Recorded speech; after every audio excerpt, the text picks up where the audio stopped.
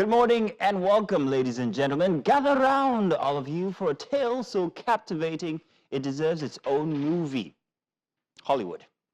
This is the story of a woman who flipped the script, thought through adversities and barriers, and strutted her way into the annals of African pageantry with grace, humility, and a pinch of sauce, just a little bit. This is the Drags to Drapes story of Miss Universe Africa and Oceania, Ms. Chidimma Adesina. Now, once upon a time, not very long ago, sometime like early this year actually, the colorful yet contentious world of the South African pageant circuit, Chidimma Adesina dared to dream big. But oh, what a storm she walked into. Her participation ignited an uproar steeped in xenophobia, with some asking, absurdly if you ask me, why should an African not be African enough in Africa? It was a moment that laid bare the cracks and the unity we often claim to celebrate as a continent. And yes, Chidimma, under the weight of this backlash, she almost gave up on the very dream that she nurtured.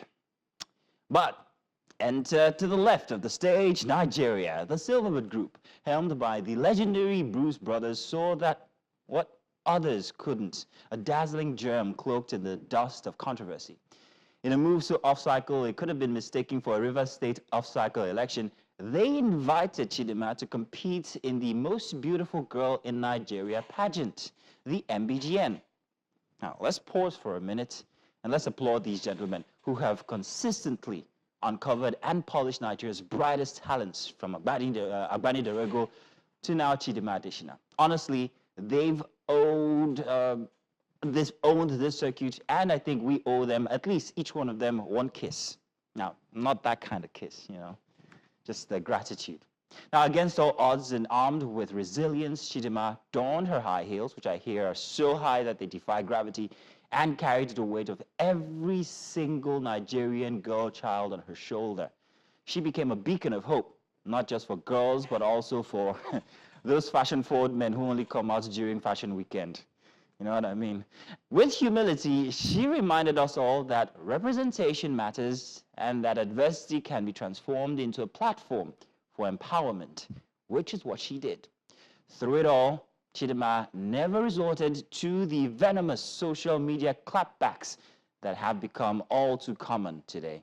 She displayed a level of grace and humor that would make all the prettiest slay queens take notes.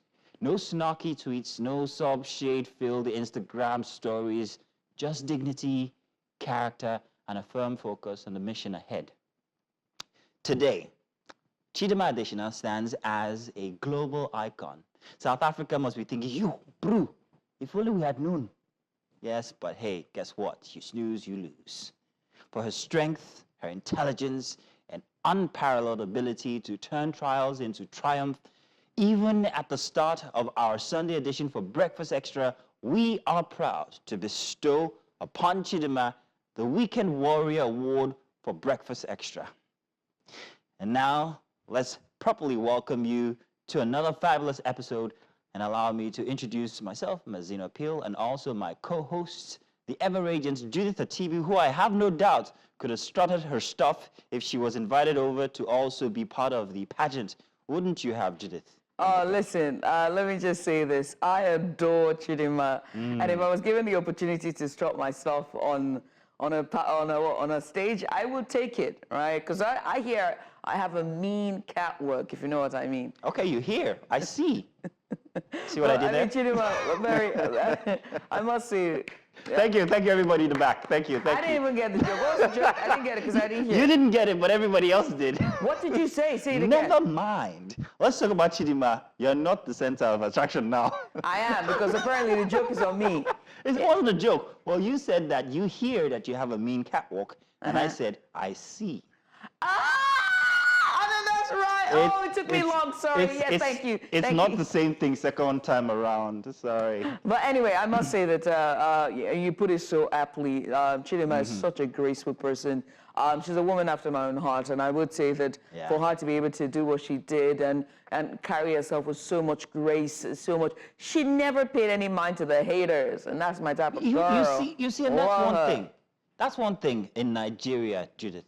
there's always somebody who's waiting for their haters to do something so they can go on social media and start to propagate that hate. And I wonder why and since when did we start this culture of hate mongering where everybody can't wait for when is my turn? If anybody crosses me, I will show you on social media. Why? I mean, it goes to show that as human beings that not everyone likes everyone. Like, not everyone's going to like you, right? And some people just don't like you because they just don't like you. And that's just what it is. And if they have a platform to carry the hatred on their full chest, oh, goodness me, they're going to do it. Well, let's not do that. Let's take a cue from Chidinma, who with grace has shown the world that, I am a woman of grace. No, I mean her, not me. I'm a man. I'm no fashion wicked. Let's move on. Welcome, one and all, to Breakfast Extra. Once again, let's get the show started. We've got the dailies coming your way in just about a bit. And join us then.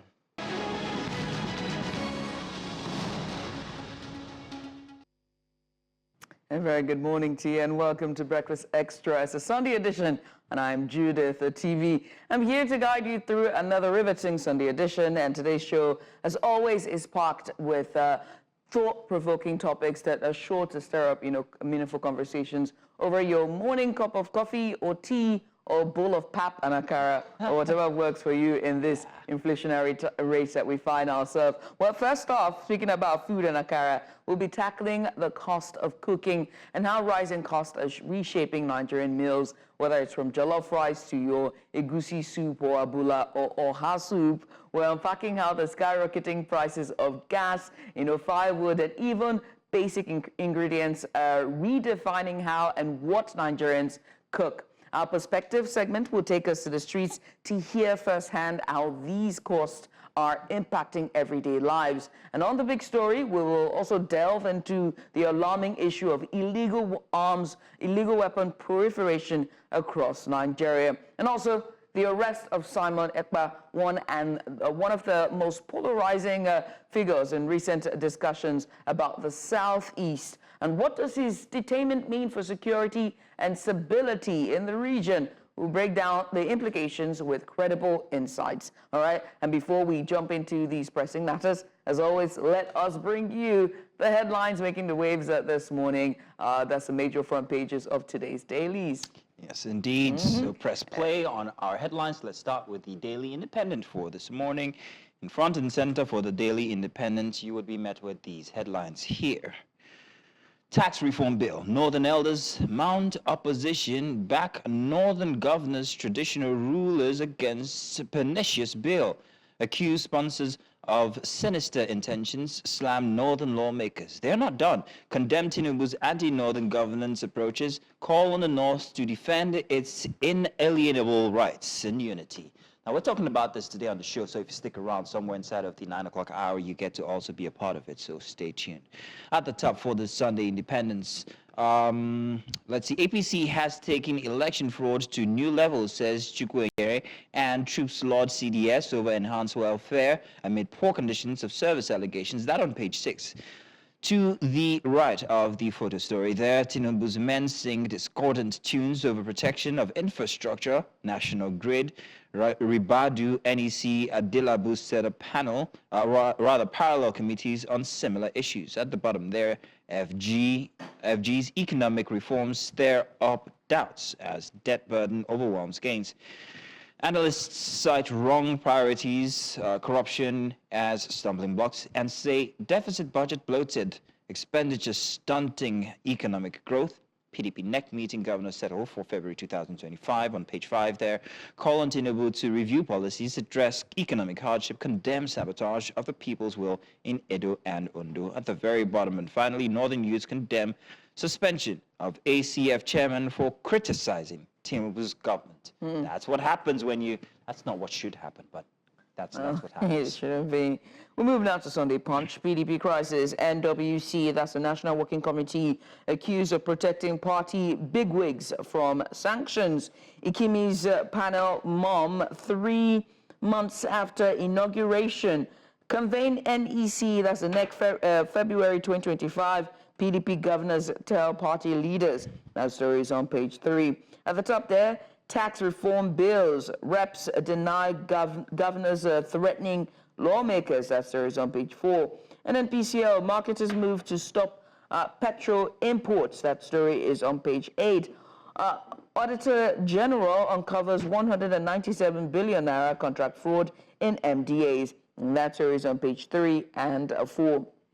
By the side there, Seyi Tinubu, Lagos won't serve father, son, says PDP.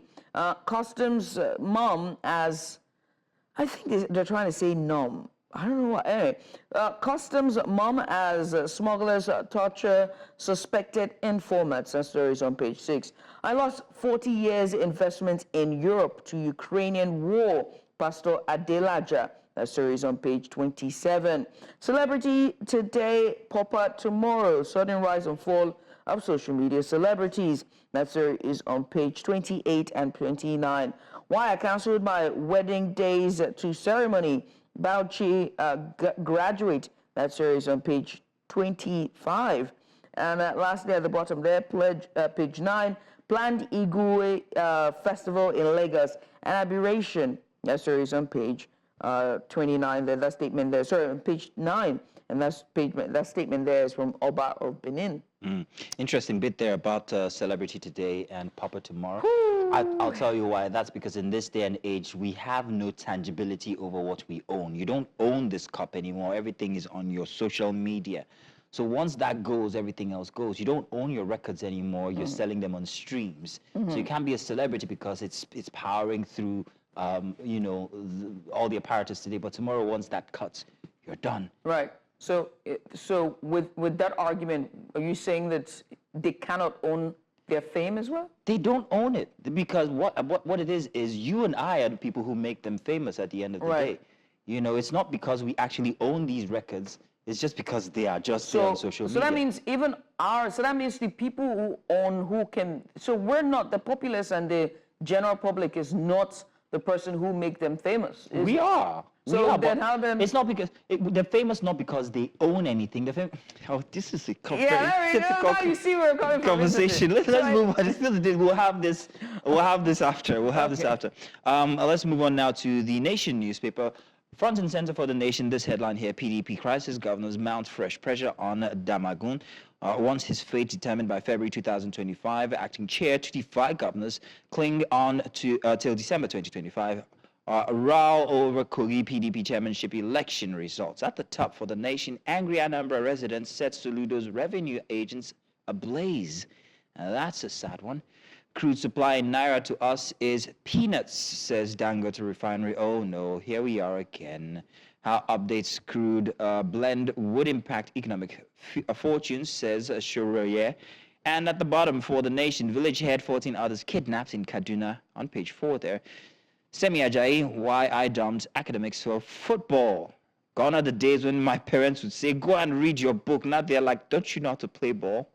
FG determined to end insecurity in Southeast, say Minister. We'll be touching on the Southeast today when we talk about Simon Ekpa arrest. That's it for the Nation front page. Oh, yes, indeed. We'll move from the Nation now to the Tribune. Tribune, there we go. We move now to Tribune with you manipulated Edo Guba election. That's when the PDP governors accusing INEC say party must hold NEC, that's a NEC meeting, early February to address infighting.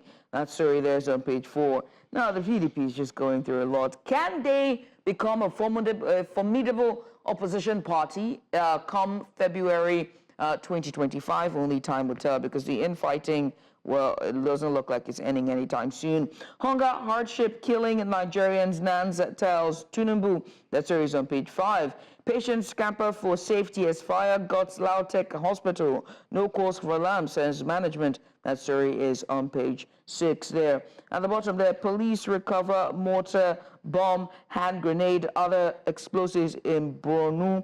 That story is on page 6. CCT chair abused his office, should resign, and that's from Falana there. That story is on page 5. They just stopped paying my pension without explanation. Same thing I've been saying. They stopped paying mine too. And the last 3 places. TMI. The last 3 places. I need my money. I'm going to start calling out names. I'll support you on one of those. Sorry, let's go on. Moving on, and that story there is it's about let's see now, it's a 104-year-old teacher who laments and reveals secrets of her longevity and health. Good health. Good thing it's not the pension that is not keeping her alive. Revenue collectors set ablaze in Anambra for causing auto crash. Oh goodness me. That story is on page 5 there. How Utapete light sweet crude will aid Nigeria's economic growth. Shonaya, that story is on page 20. And at the bottom there, tax reform bill conceived in bad faith, poorly packaged, Northern elders. That story is on page 4. You see, the thing is, when we extend invitations to persons like the Northern elders to come on platforms to discuss situations like this, they turn it down.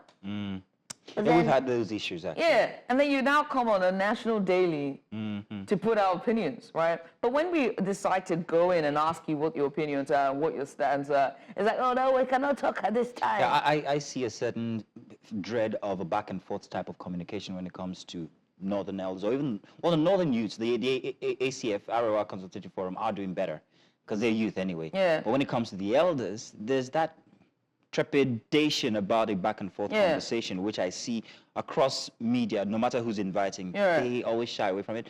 But you see, the print media is easier because they can simply just put out their opinion there and nobody has to ask back. We put it there, we put it there. Yeah, but that's what the problem is. And I completely understand, right? And the problem here what is do not you understand understanding exactly? That's the thing. 'Cause there are many ramifications to that understanding.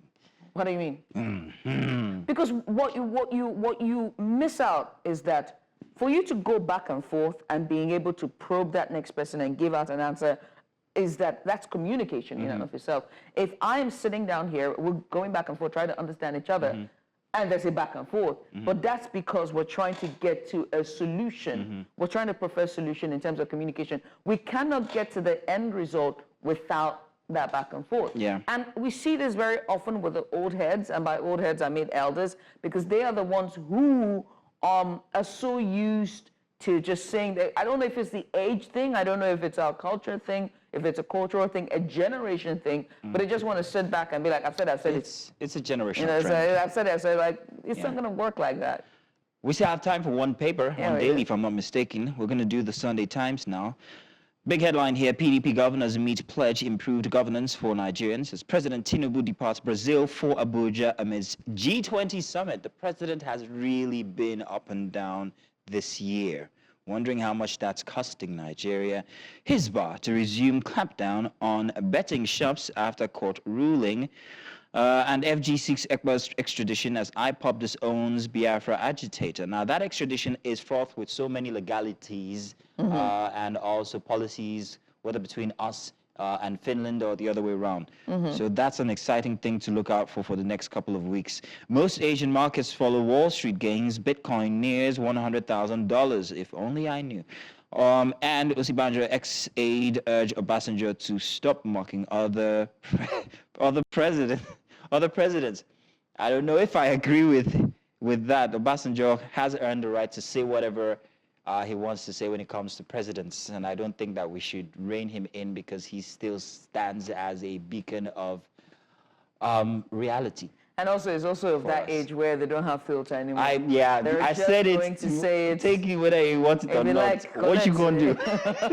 What the beats me? Age where they just say things, no filter. They don't care. They don't want to know. Absolutely, I said what I said. it. You cannot beat me. Yes. You know, they're at that age that there's no consequences again. You know, anything they say is inconsequential. I've said what I said. You can't beat me. You cannot take my money. You cannot do anything. Or you can't touch. I'm untouchable. And I can't wait to get to that age because. No, I can't wait to beg. I'm not in a hurry. I cannot wait to get to that age. Listen. Because my mouth will talk. As a debate. In any case, thank you very much for staying with us here. Let's find out, after we're done finding out all the front pages here, let's find out what we have in store for you coming the rest of the hour. So do stay tuned because we have our extra special brewing. We'll be back.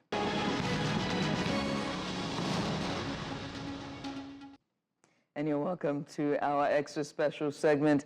Is where we'd like to always look into one of the most pressing issues affecting Nigerian households. And today, that's what we're doing. This time is the soaring cost of cooking. Now, according to a recent report by the National Bureau of Statistics, the price of a 5 kg cylinder of cooking gas has surged to an eye-watering 6,915 naira, with the Northeast seeing the highest cost.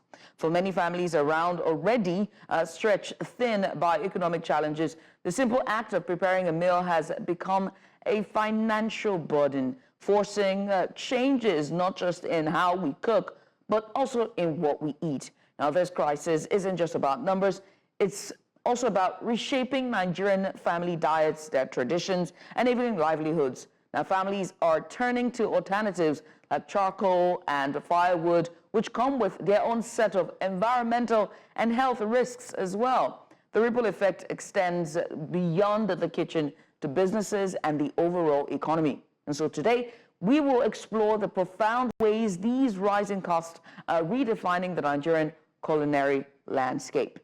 Yes, indeed. To help us unpack this, we're joined by Glory Etem, Senior Analyst at SBM Intelligence.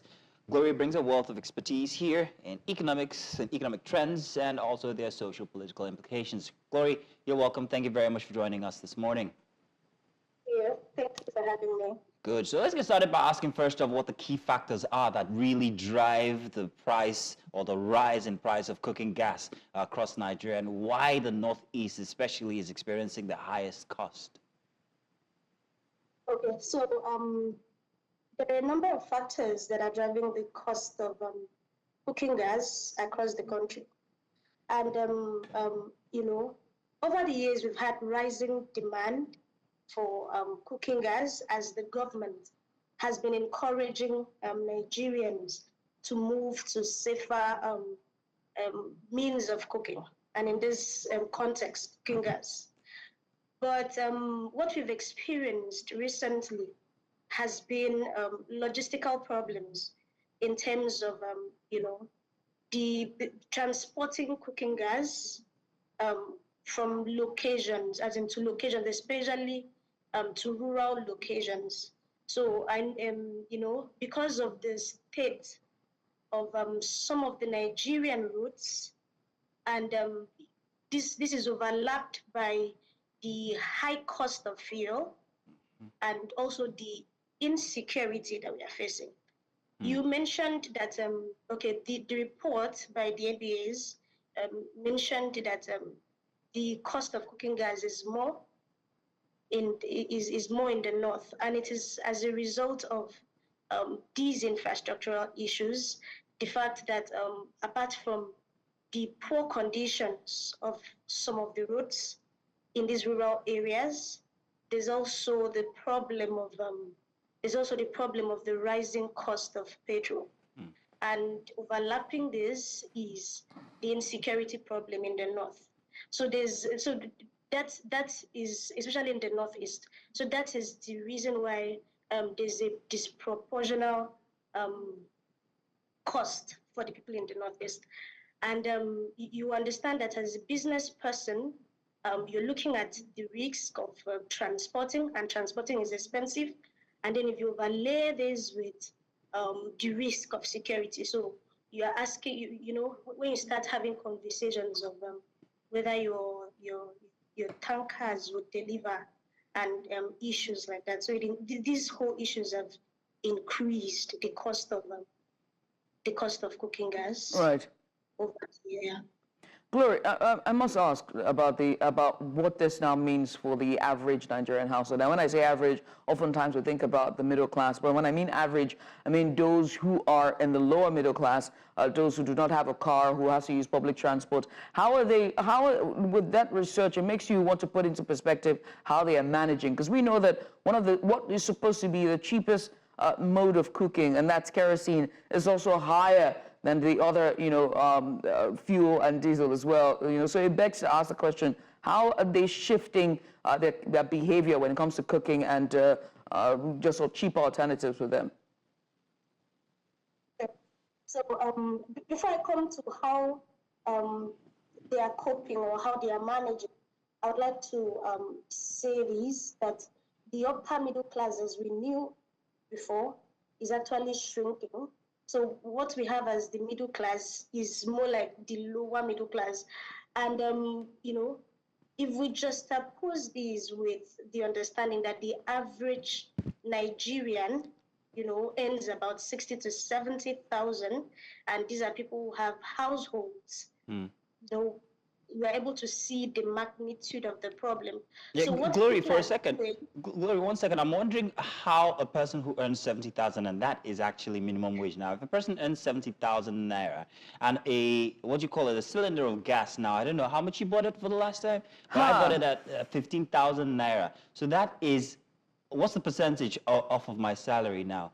And if I have a family of, let's just say 5, how long is that going to last me? And we boil water every morning before I go out for work because, it's cold.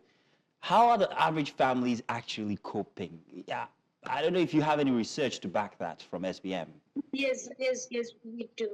So, like I said earlier, what people are doing is that they are returning to, using charcoal and those kind of energy sources that are not clean. And we know the implication of this to the economy, to women's health, and also to climate change. So that is what households are doing.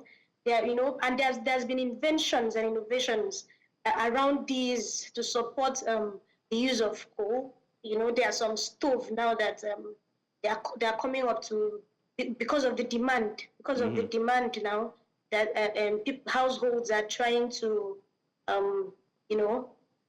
They're looking get, for alternatives. Households are finding it more difficult to get gas, so they are returning to alternative energy, especially coal, which is not very clean, and like I said earlier, there are implications for the economy and all of that. Glory, it reminds me of way back in school, in my boarding school in Ogun State, Shagamu. All the Fedi girls come out. But what was interesting at that time was that we also had a shift, right? And this, I can't say the year, because a lady never tells her age, unlike Mazino, who's ready to tell us. If you give him a chance, he will tell you, I'm old, I just look young, look at my Drop hair. of a hat. But Glory, when you take it back, right, I remember they had to make a shift because it became more expensive to feed the children at the time. And what they did was they did a shift from gas to firewood. Firewood became expensive, and we started to use sawdust. No, wow. That was a very interesting time. And that was a school where, all kinds of class of people were there, middle, higher middle, and even very prominent, figures had their daughters in that school as well. But we had to make that shift, to sawdust. And it was nicely packaged, and it was efficient and good. I mean, the smoke and the soot reduced for a while.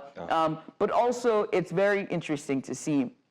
Now, that is just a school. Do you get what I mean? Like, it's just a boarding school stuck in the middle of Victoria Ramos. Exactly. You said? I'd say that, there's no way that we can package, sawdust and coal and all of those things. It does not, erase the fact that that is a dirty source of cooking. And, we are looking at these in the eyes of the urban dwellers. If we look at these in the eyes of the rural dwellers who have to go into the bush, you understand, who have to maybe the forest, or who are cutting down trees to be able to do this, we understand how, the magnitude of this problem. Right. When we had our interviews earlier this month, people in the rural areas, they actually go into the bushes to cut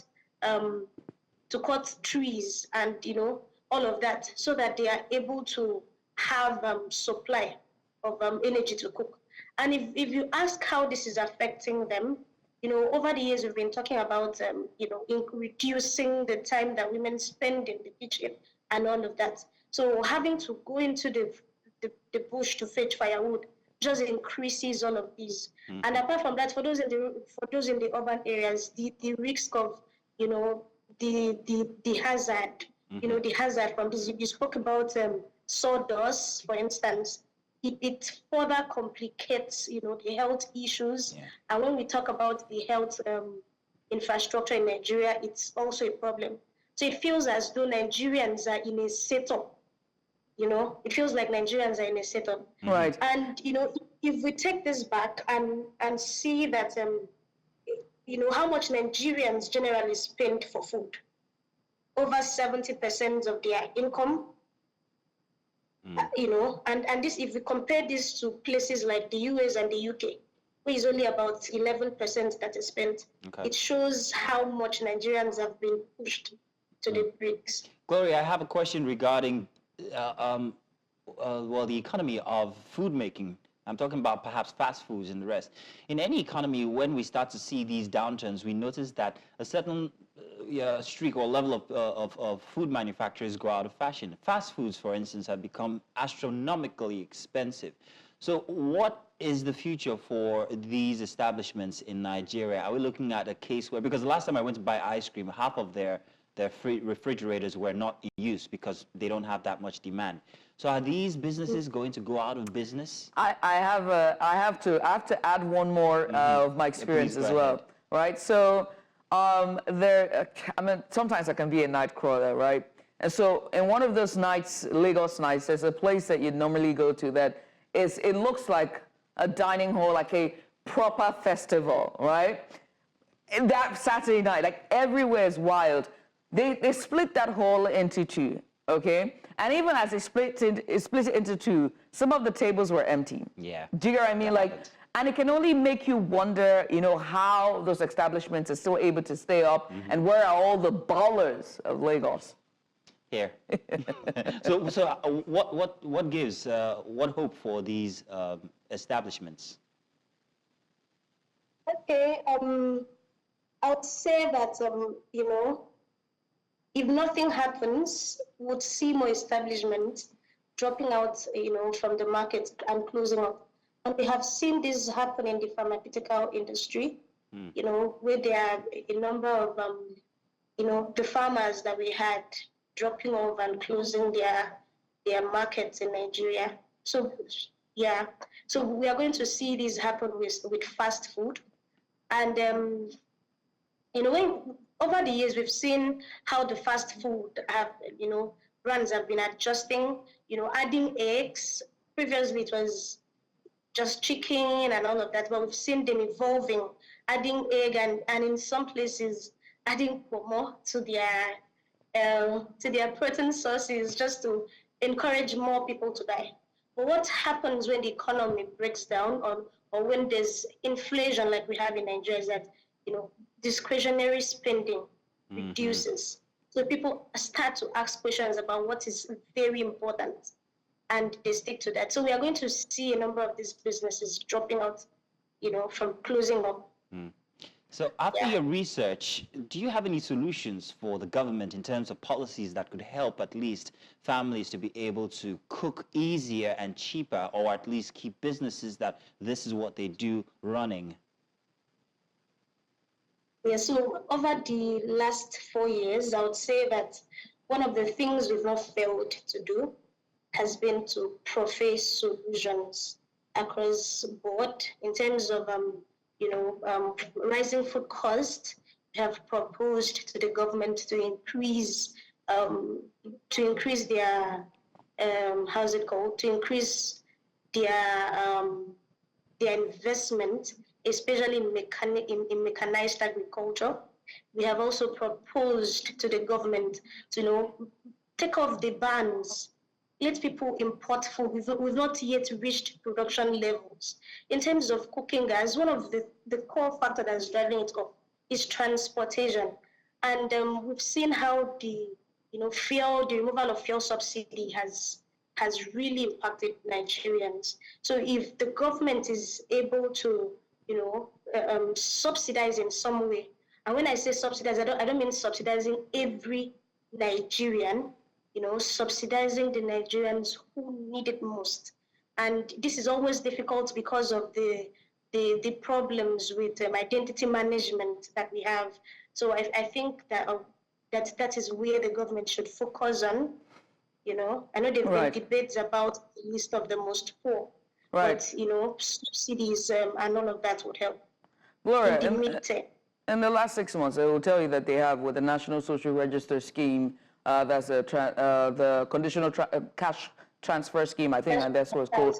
And there's also the bag of rice that was sent with in trucks to the poorest of the poor in different local government areas. But I do have I do have a theory, and my theory is, I got two theories. The first one is kind of like a joke. I also believe that in the 90s, one of the reasons why we've seen a popular food outlets, very food chain that we know that was scattered across Nigeria. It started from the early 80s, and they were very synonymous for their meat pie.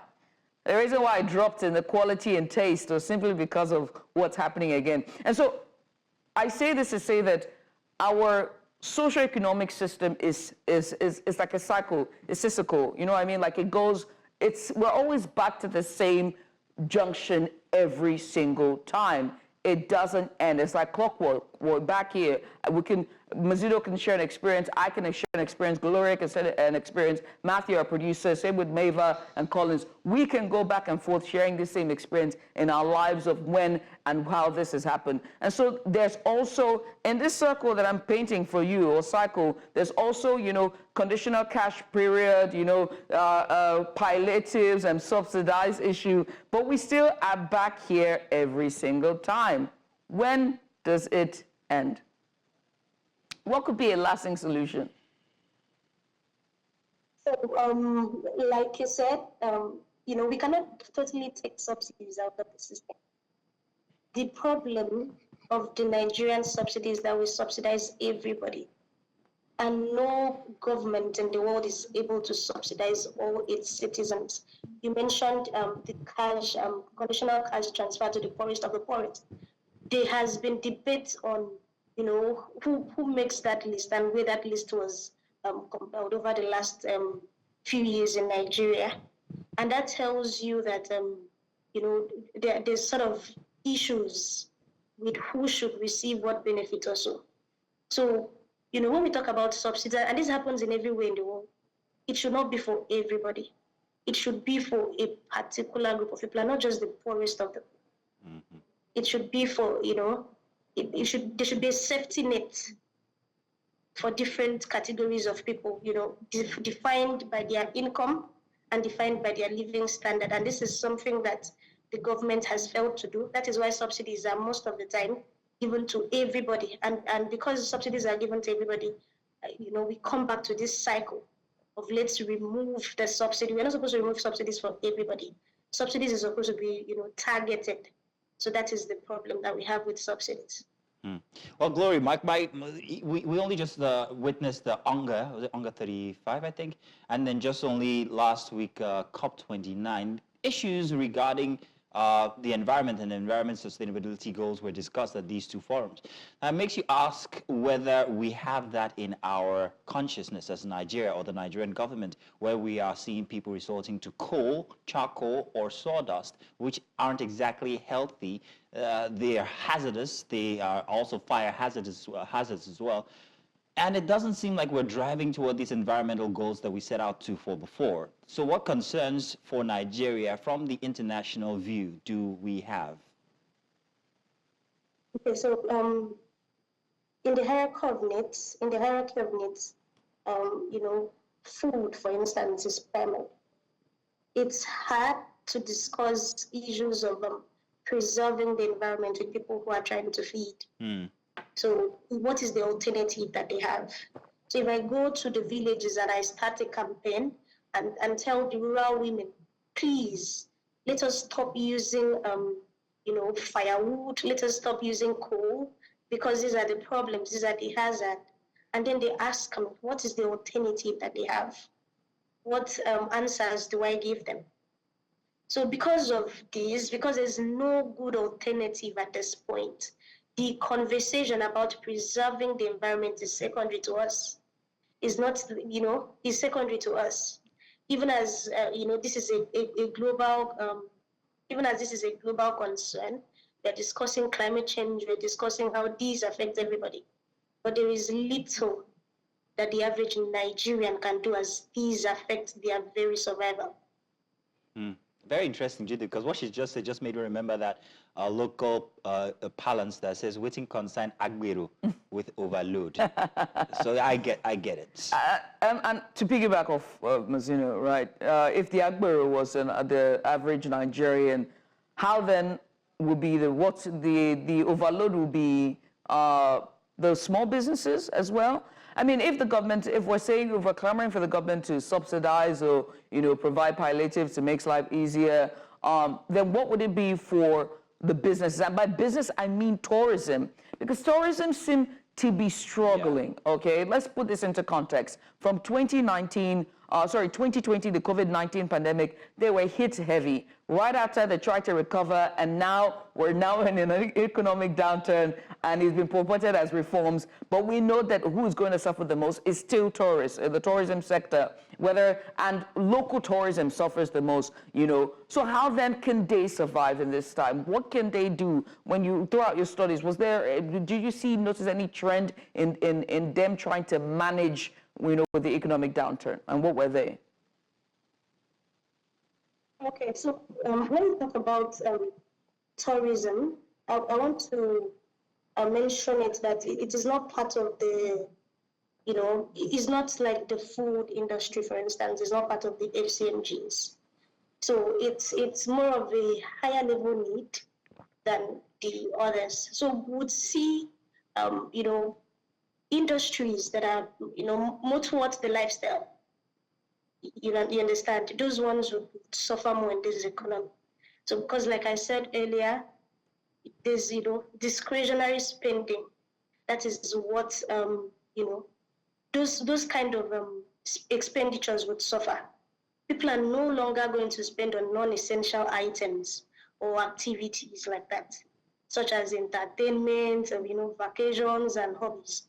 Those kind of things would take second place. And as a result of that, those that industry and those companies around that industry are bound to suffer. Well, I want to say thank you very much, Gloria Etim, for giving us your expert opinion regarding the cost of cooking in Nigeria, because everything is actually really tough. Oh yes. Thank you very much for joining us today on Breakfast Extra. Gloria Etim there, she's a senior analyst there for SBM Intelligence, has given us a bit of insight on what the cost of cooking in Nigeria economy looks like today. Well, we get on with our segment, and this time we are going to perspectives. We hit the streets to hear directly from Nigerians on how the rising cost of cooking is reshaping their daily lives, from families cutting back on traditional meals to street vendors adapting to skyrocketing gas prices. And we'll discover the real people behind the statistics that SBM shared with us. So the question is, how are everyday people navigating this challenge? And what are innovative solutions are they finding to keep their pots boiling? Let's hear it from the source. Take a look.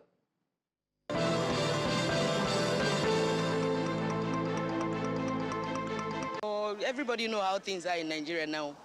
For cost of cooking, before you can comfortably cook with 2,000 depending on what you want to cook. But now, even that 2,000 will be management. It will be management, because only fish alone will take that 2,000. So it depends on what you want to cook. It's not that 2,000 cannot cook, but it depends on what you want to use it to cook. But comparing now and before, you can cook something comfortable or tangible, delicious with that 2,000, but now, I don't think it's possible again. Okay, I cook with gas, and God have mercy, it's actually crazy. We started buying from the time I got married. I started buying from 2,500, 3,500, 5,000, 10,000, 12,000, 11,000. Sometimes it's fluctuating. But now, the last one I bought 16,000 for 16,000 for I bought from the gas company. I bought from that's 12.5 kg. So I bought 16,000. I don't know how much I'm going to buy when the one I have gets exhausted. I cannot cook with firewood because I'm in Lagos metropolis town, and you can't cook with gas in someone's house, firewood in someone's house. And actually, it's actually going to affect my eyes too. I work a lot with my eyes, so it will affect it. So I think maybe the alternative means might be this modern coal pot. But coal too is actually very high, and I don't know, but I don't know how to, but we shall have to survive. So that's all.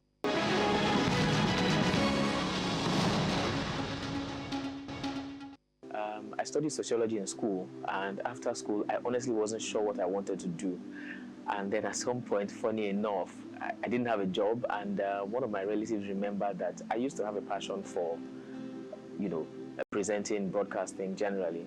And so she was one who paid for my broadcast training, back then, many years ago. I had the training, and then I remembered it kind of sparked up that fire in me all over again. And then I retraced my steps back to broadcasting and journalism. Nigeria happened. Yeah, so I studied industrial chemistry. I had no lineage or any sort of, tilting towards journalism at all. Yes, before now, I've been pushed or spoken to about, oh, you have a voice with radio, you have a voice with television. I do MC work even before now, before I came into journalism, but not as a journalist officially. From the days of black and white television to color television, to flat screen plasma TVs, but that's just the physical aspect. Content-wise, TV has definitely changed. People have moved from mainstream media to social media to digital media, basically. So TV is not just what you have in your living room or in your office. TV now goes around with you. For someone who is always in front of the television, your actions are usually judged by... your actions are usually streamlined, if I can put it that way. There are things you now have to do. There are things you can't do based on the integrity of your work and based on what you say and how you look, because how you look is also the way you will be addressed. I do remember someone seeing me somewhere and was asking, the guy that, the presenter that done so and so, and it didn't catch me in a very good heart. It's not so bad, yeah. It didn't catch me in a very good heart, and I had to just, caution myself. Venturing into television, for me, started way back. As a little girl, watching the news with my dad, and I saw women, young women reading the news, and I just knew I could do this. As cliche as it sounds, it laid the foundation for my career.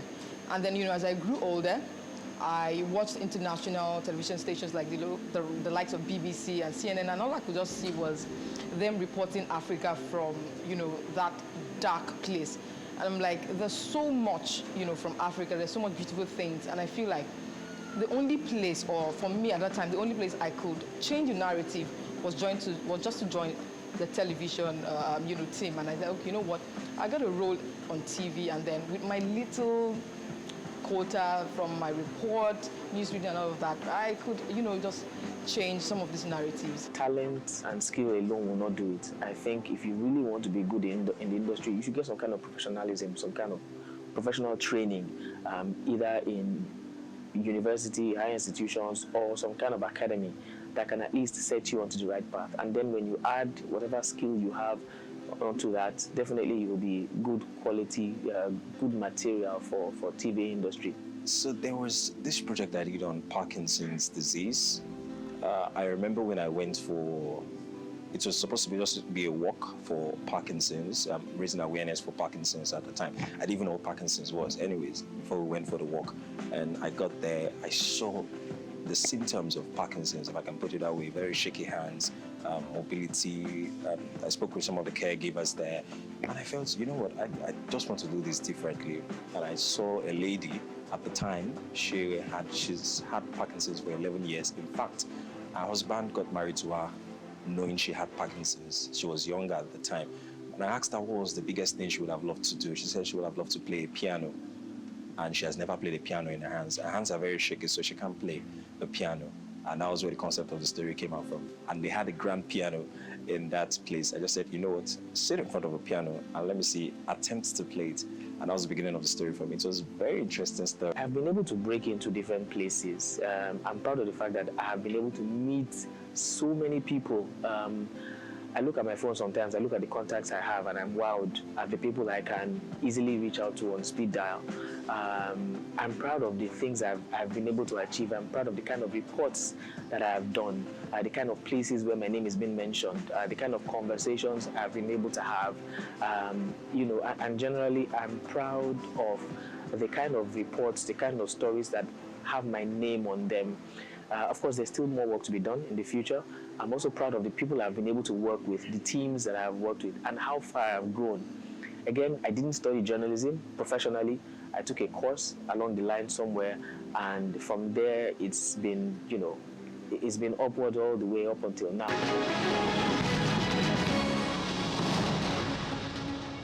Good morning once again and welcome for the headline news here on News Central. My name is Mazuna Appeal.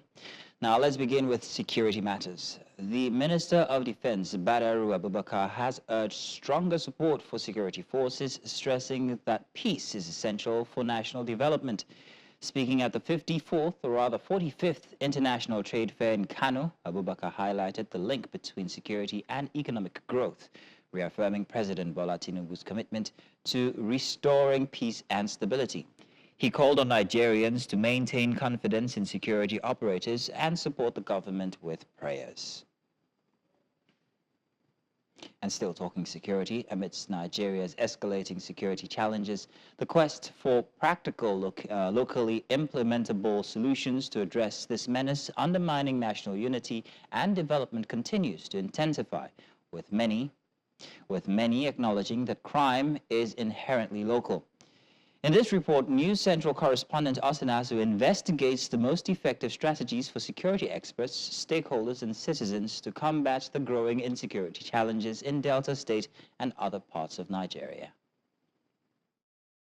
Nigeria has been confronting its unique security challenges over the years, thereby undermining the nation's unity and development. Take, for instance, in the whole of northern Nigeria, Boko Haram insurgency and banditry are now terrorists terrorizing the people of the region. In southern Nigeria, non-state actors such as militants, banditry, kidnapping, unknown gunmen, cultism, and others are terrorizing the region. In Delta State, where various security challenges such as militancy, banditry, crude oil theft, kidnapping, and cultism persist, the war against these threats appears to be overwhelming the security agencies, despite their collaborative efforts with citizens. How can security agencies and stakeholders synergize their efforts to develop and implement a robust synergy for combating the rampant security challenges confronting the state and different parts of Nigeria? Using juju, that our native way of doing security, is just the best. It doesn't. You can even put it down, go and sleep and rest. Anybody that enters the place, he manage whatever he sees. Concerned by the ongoing security challenges facing the state, the Delta State Online Publishers Forum has initiated this annual lecture series with the theme, Security Challenges, Finding and Implementable Local Solutions to Address the Escalating Challenges Across the States. We recognize that security is not solely the responsibility of the government or international organizations. Local communities, organizations, and individuals have a vital role to play in identifying and implementing. The guest speaker, First Public Relations Officer of the Nigeria Police Headquarters, Abuja, Olomuyiwa Adejobi, who delivered a theme lecture called for value rebirth, attitudinal change, good governance, and recommended the African method of community policing system. Policing is always localized. And until we get the right concepts and principles or philosophies of community policing, that we're going to get it right. I am an advocate of use your African powers to police your area. In the same vein, Governor Sheriff Oborewe, represented by the State Commissioner for Information, Ifeanyi Swaza, reveals what the current government is doing to enhance peace and security across the states. We have built and initiated mechanisms to dictate early warning signs, signals, conflict prevention, conflict resolution, conflict control. We have equally engaged with critical stakeholders, including traditional rulers, community leaders, youths and women, amongst others. However, a panel of discussants also provided further implementable local solutions to address these escalating challenges confronting the state. Security should concern all of us. When you see something happening to your neighbor, don't keep quiet. Tomorrow it will be yourself. The grassroots is where the problem is, and they could be tackled. And that's where the multiple people that are suffering and poverty comes from. should be able to tackle that poverty. As poverty is tackled and employment is there, people will want to live in the community, development and crime will come down. Additionally, some participants, however, explain how they intend to apply the knowledge they acquired in their professions. In other words, to help the government, to help the society, to help our country in our own little way from the media point of view. Not that we can, so that people will know that we are not just to or are there to report, but also to provide solution to the issues in the country. Everybody must show example to ensure that we have security and stability at the local level and the country in general. These recommendations are expected to be considered and implemented by both governments and concerned citizens. In Asaba for News Central, I'm Austin Azu.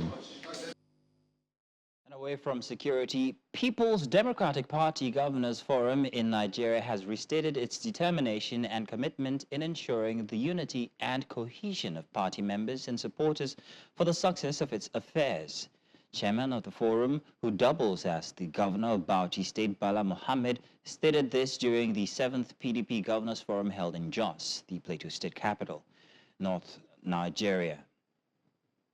The forum equally called on President Bola Tinubu to urgently review both macroeconomic and fiscal policies that will address the welfare and well-being of Nigerians.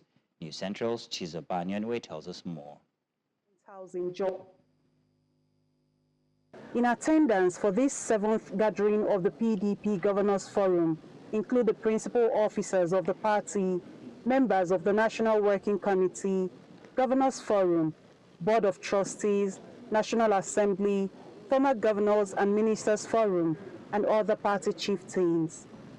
Rising from a closed-door session, which lasted over 5 hours on Saturday at the Little Rayfield Government House in Jos, Chairman of the Governors Forum, while reading the communique to journalists, said they had gathered to discuss pertinent issues bordering on the party's welfare. The forum notes the concerns of Nigerians, PDP founding fathers, elders and members of our great party, of the seeming divisions within the ranks and files of the party. The forum wishes to state categorically that it remains resolute in its determination to ensure unity and cohesion of this great party that Nigerians have come to trust as the best platform for democratic governance. The PDP Governors Forum also expressed displeasure at the just concluded Edo and Ondo States gubernatorial elections. The forum notes with concern the rape of democracy in Edo governorship elections.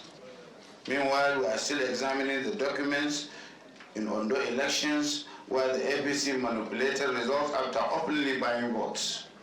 The forum calls on the judiciary to save Nigerian democracy and the National Assembly to look into our electoral laws to make it difficult for institutional sabotage of the will of the people. Host of this strategic meeting, the governor of Plateau State, during the gala night on Friday, reassured the party's commitment to restoring hope to members. As we meet together to strategize, to see how to ensure that not only our party is stable, but that it continues to give hope to Nigerians as the party that they have always believed in. 6 state governors of Bauchi, Taraba, Adamawa, Oyo, Zamfara, Plateau, and 2 deputy governors of Enugu and Delta states were present at the meeting. With this all-important meeting over on the Plateau, all eyes will now remain on the PDP to see how they are able to manage the unity of party members as well as their supporters, and of course, the crisis rocking this party. From the Government House in Jos for News Central, Chizoba Anyowe. And that's all for the headlines this morning. Thank you very much for joining. Do stay tuned as Breakfast Extra continues after.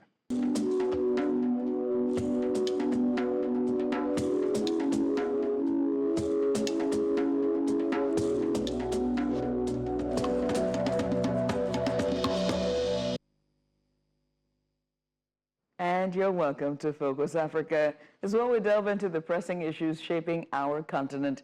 And today we turn our attention to Kenya, where a new report by the Kenya National Commission on Human Rights has painted a disturbing picture of rising human rights violations over the past 18 months. Now, the report highlights a very harrowing increase in human rights abuses, including enforced disappearances, arbitrary arrests, and alarming numbers of femicide. Now, most shocking is the discovery of 448 bodies in Shakahula, a tragedy that continues to haunt the nation, with over 600 individuals still missing. So the KNCHR has called for urgent government intervention to address these violations, particularly the growing trend of kidnappings and abductions. DNA identification delay and insufficient resources have compounded the agony of affected families. So today we examine these troubling findings and discuss possible solutions. To do that, joining us for this critical conversation is Chris Otieno, founder and CEO, Global Risk, Redux and Technology Solutions Limited. Thank you very much for joining us, Chris. Good morning to you. Good morning. Thank you for having me. How are you there? Very good. Thank you so much for joining us. I mean, a discovery of 448 bodies is alarming, and to say that 600 more are missing is also, it paints a grim reminder of the violations that seem to be happening and occurring in Kenya. What does this tragedy reveal about the state of human rights in the country? It is tragic, like you say. It is quite tragic. Some of these numbers are harrowing, quite harrowing. And we keep wondering, everybody keeps wondering in this country, and those who read about us from across the globe, they critically ask themselves, what is happening in Kenya? We have a huge number, we have quite a high number of deaths. We have quite a number of enforced disappearances. We have quite high numbers of injuries. And we continue to record police brutality cases time and again. And you will find that every sector of our society keeps asking, what is happening, what is happening, what is happening? And the common citizens are gradually becoming unsafe from these kinds of stories that we hear from around the republic. Everybody keeps asking themselves, are we really safe? Are we really safe? And you find in the long run, we all call up the president of the Republic of Kenya. What is happening? Are we really safe? How comes these things are not known by law enforcement agencies? So are they the ones perpetrating this? So with all these statistics, it seems like we are gradually going back to those dark days of colonialism, those dark days when we don't have structures to manage security in our country, and that kind of a platform where we're just worried, and very, very worried. Chris, I saw a documentary about the extrajudicial killings in Kenya. That was sometime 2 years back. But now we're hearing of enforced disappearances and arbitrary arrests. Could you please give us a clear idea of exactly who's perpetrating these? If you look at how these incidents are perpetrated, lucky enough, some of them have been caught on video. If you look at how some of them have been perpetrated, some people, a group of 3 or 4 people in hoodies, some of them gun wielding, just show up and abduct people and take them away on unnumbered vehicles. That is an indication probably that could be state-driven. Some cases also are, cases of criminals perpetrating those kinds of offenses. But now, if you link these kinds of disappearances and what is happening in the globe, the Kenyan field, for example, just the other day, 2-3 months ago, we had what we call Generation Z protests, and some of them disappeared, and state had plans to quell these kinds of protests. So you can easily link that these are state-sponsored kinds of activities, and a few of them, all right, could be criminal activities, but the majority of it, looking at how these sagas are culminating, how they're developing, and under what circumstances they're being committed, at what time, at what period of our country's history, then you can firmly say the state is perpetrating some of these instances to about 75%. And the most interesting thing is sometimes we don't even get these reports back. We get to learn this person has disappeared, and we never hear of them again. Some have completely disappeared to date.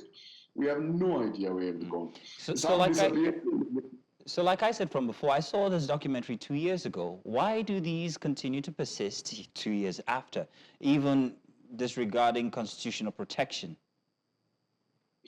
You could adduce that and say that this is a political tactic adopted by different administrations or it could be tactics that are adopted by certain persons in the administration. And if you assume that, if you take that trajectory, you'd be right by saying that, because it is happening. We've been promised during campaign trail that those kind of things are not going to happen ever again. But we see the numbers are still surging. We see these incidents still being counted. So you could say, statistically, and how these events happen, they are politically mitigated. They're politically instigated, not mitigated, instigated. And let's talk about the recommendations and the Kenya Human Rights Commission calling out the government to do more investigations. I mean, if you cite Ms. recallings of that documentary from 2 years ago, and also all of this has been happening with the protests that happened this year that broke out, the enforced disappearance, the arbitrary arrest, will their recommendations be heeded by the government this time? And is there going to be a change in situations that we've seen in Kenya? I want to tell you that will be difficult. It will be difficult to assume, difficult to give indicators that this is going to stop. And why am I saying this? We've seen these incidents happen since independence. And you've seen this happen from administration to administration. And the difference is the numbers, but the tactics are still the same. So basically what we are saying, no matter how much recommendations that are given by all these stakeholders and all these players in the human rights sector or human rights fraternity, unless and until we have a political goodwill from the political leader and we change our kind of leaders, then we do not see. Those recommendations still keep passing, and keep passing.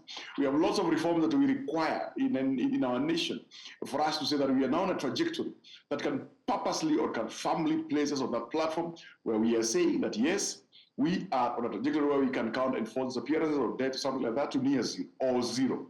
But that requires a lot of goodwill from the political class, because they are the ones who give orders on how this country is to be governed. They are the ones who make the laws how this country is to be governed. And sometimes they use what they make against what they have said.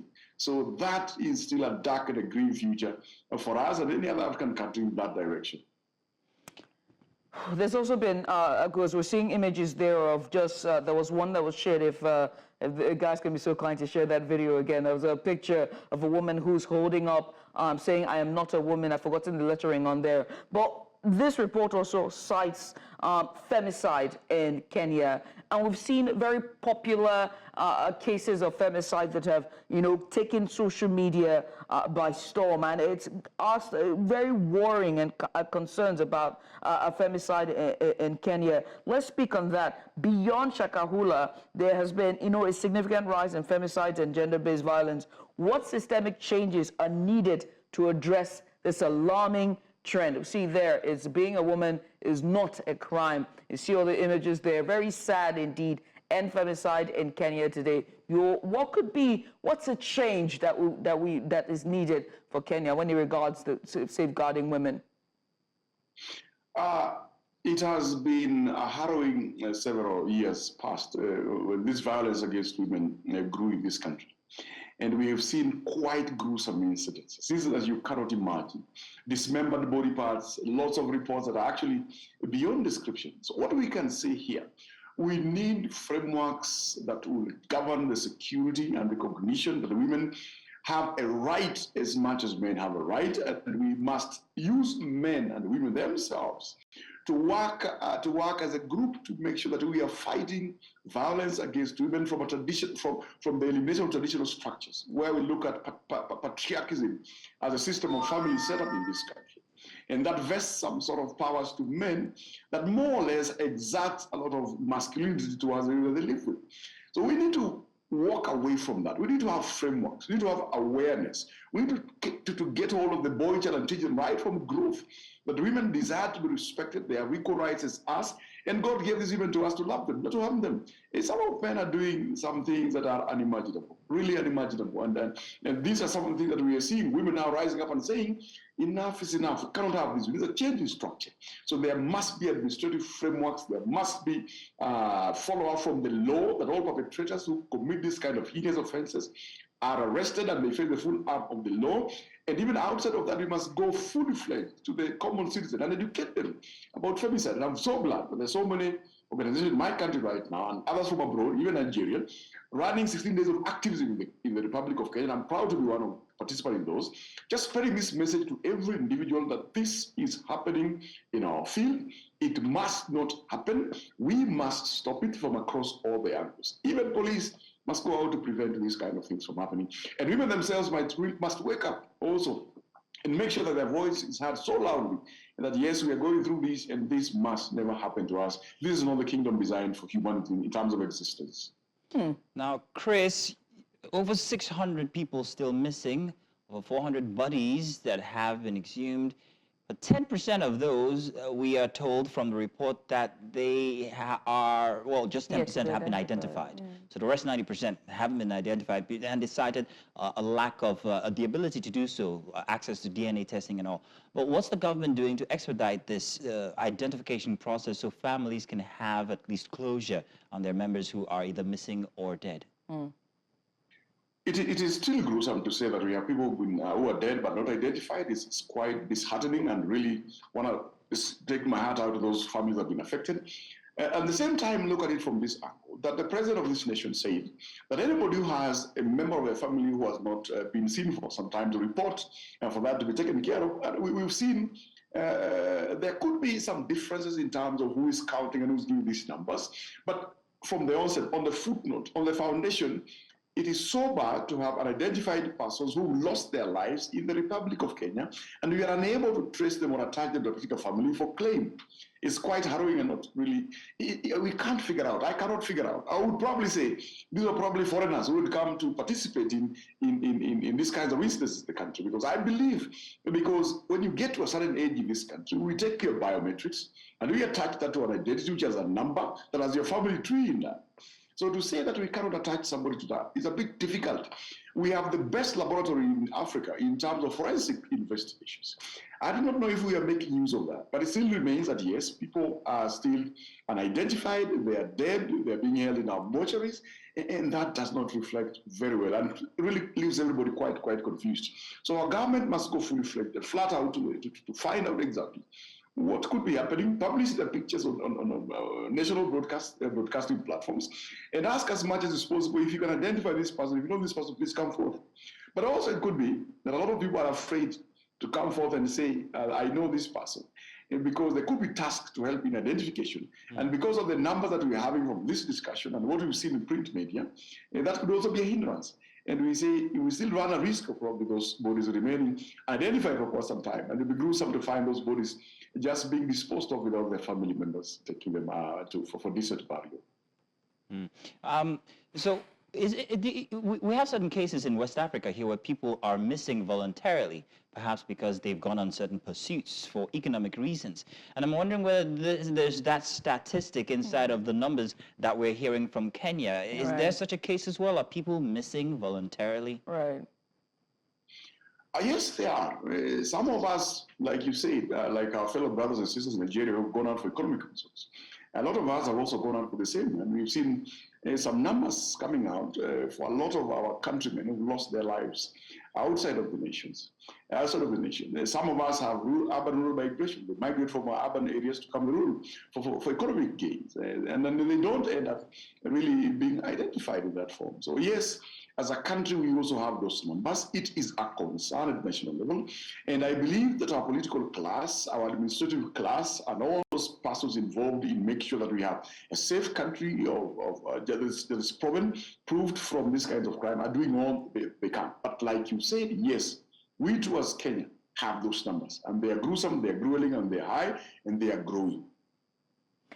Let's talk about legal framework, right? What's the law regarding situations like, arbitrary arrest? What's the law regarding enforced disappearance that is documented in the history in the report? About 74 cases of enforced disappearance. Are there legal frameworks that exist to tackle or to address issues like this? Yes, the umbrella of legal framework for our nation is our constitution. And the constitution of my Republic of Kenya provides for freedom of association and freedom of picketing. And we are seeing that this is what is being broken. This is the omission, and this is the commission where these provision of Bill of Rights in our Constitution is being surpassed or is being overplayed by some forces that are not understood by us and denying our citizens that right. And also when you go to court, we find that there is a clear definition of in what circumstance can a police officer or a law enforcement person use his firearm. That is clearly self-defense. But nevertheless, we're still seeing cases of extrajudicial killing. And I'm proud to say that some of those police officers who committed these heinous offenses have been have been arraigned in court, and judgment has been passed on them, and they've gone out to serve jail sentences or jail terms because of the offense that they committed. So yes, we have frameworks, both constitutional level, and that trickles down to application and how several arms of government and several the citizens of this country should exercise in protecting themselves, defending themselves, and how that must be followed in terms of exercising that right that we have.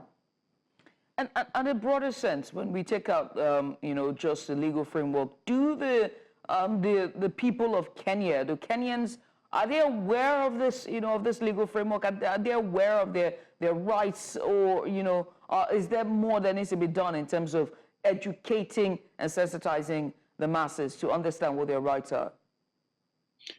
The need to create public awareness and create more and more public awareness is a never-ending demand or a never-ending need because of the dynamic situations that we have in our country. Yes, majority of my fellow Kenyan citizens need to know exactly how they can exercise that right or what are their rights under the Constitution. And we have several government institutions that go out to educate our fellow citizens. We have public participation forums where citizens are educated. But then you come and find that there are hindrances that also stop them from enjoying those rights or from exercising what is due to them as a right. So as much as we have the creation of public awareness, we also have hindrances. And we find that hindrances are much more heavier for them to take advantage of and be able to use or consume what is there for them to use as bona fide Kenyan citizens.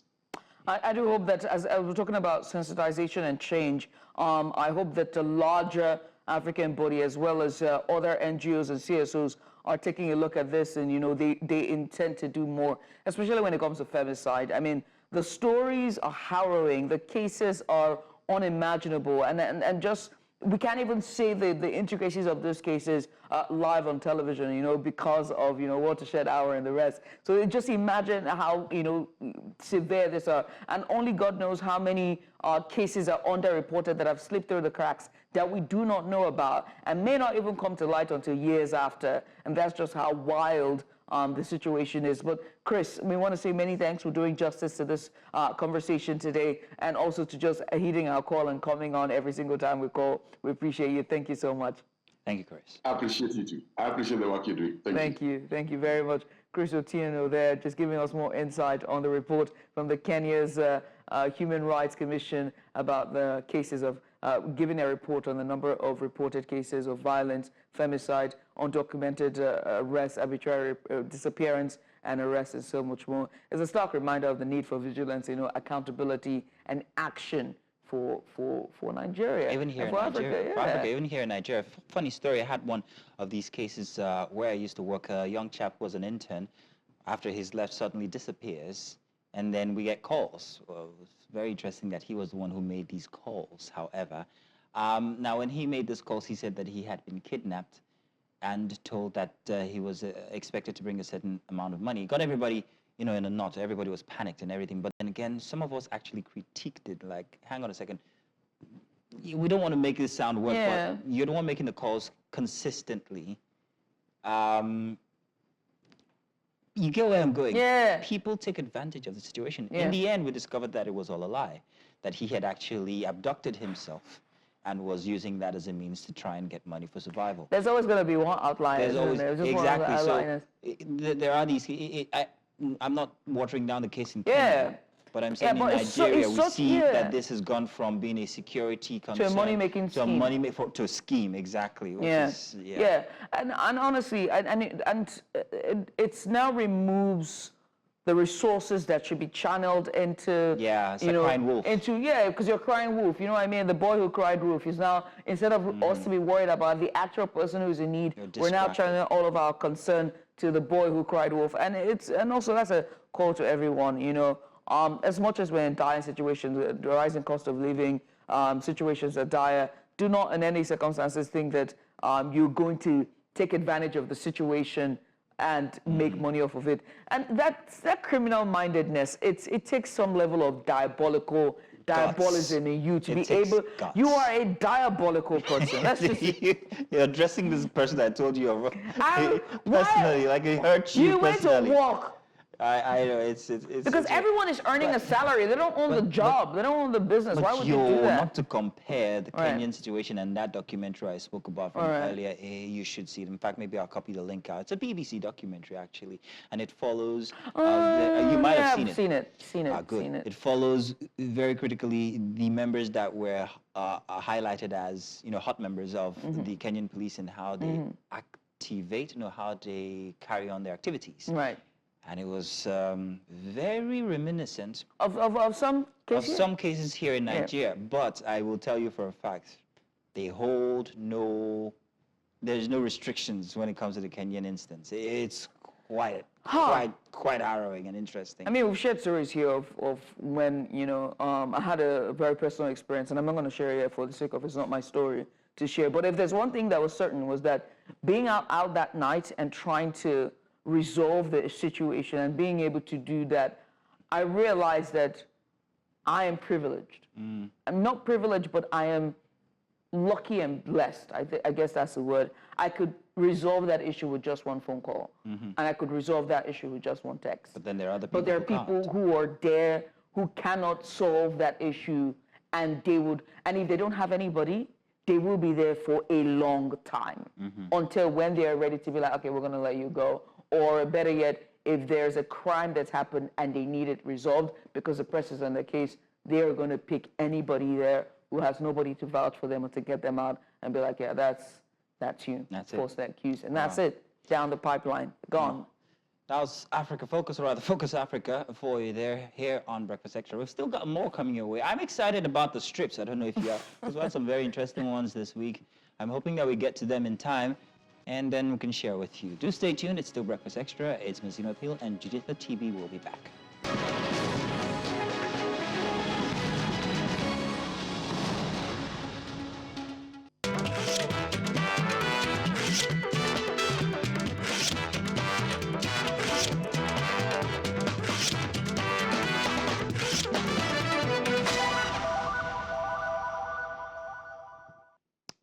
Yes, excited. It's the strips, and I bet you one of these days I'm going to be caught unawares. Just before the strips, I do a small dance. It's very horrible to see. It's, I torment the people here with it, but you don't get to see it. Maybe one day they'll punch me in early.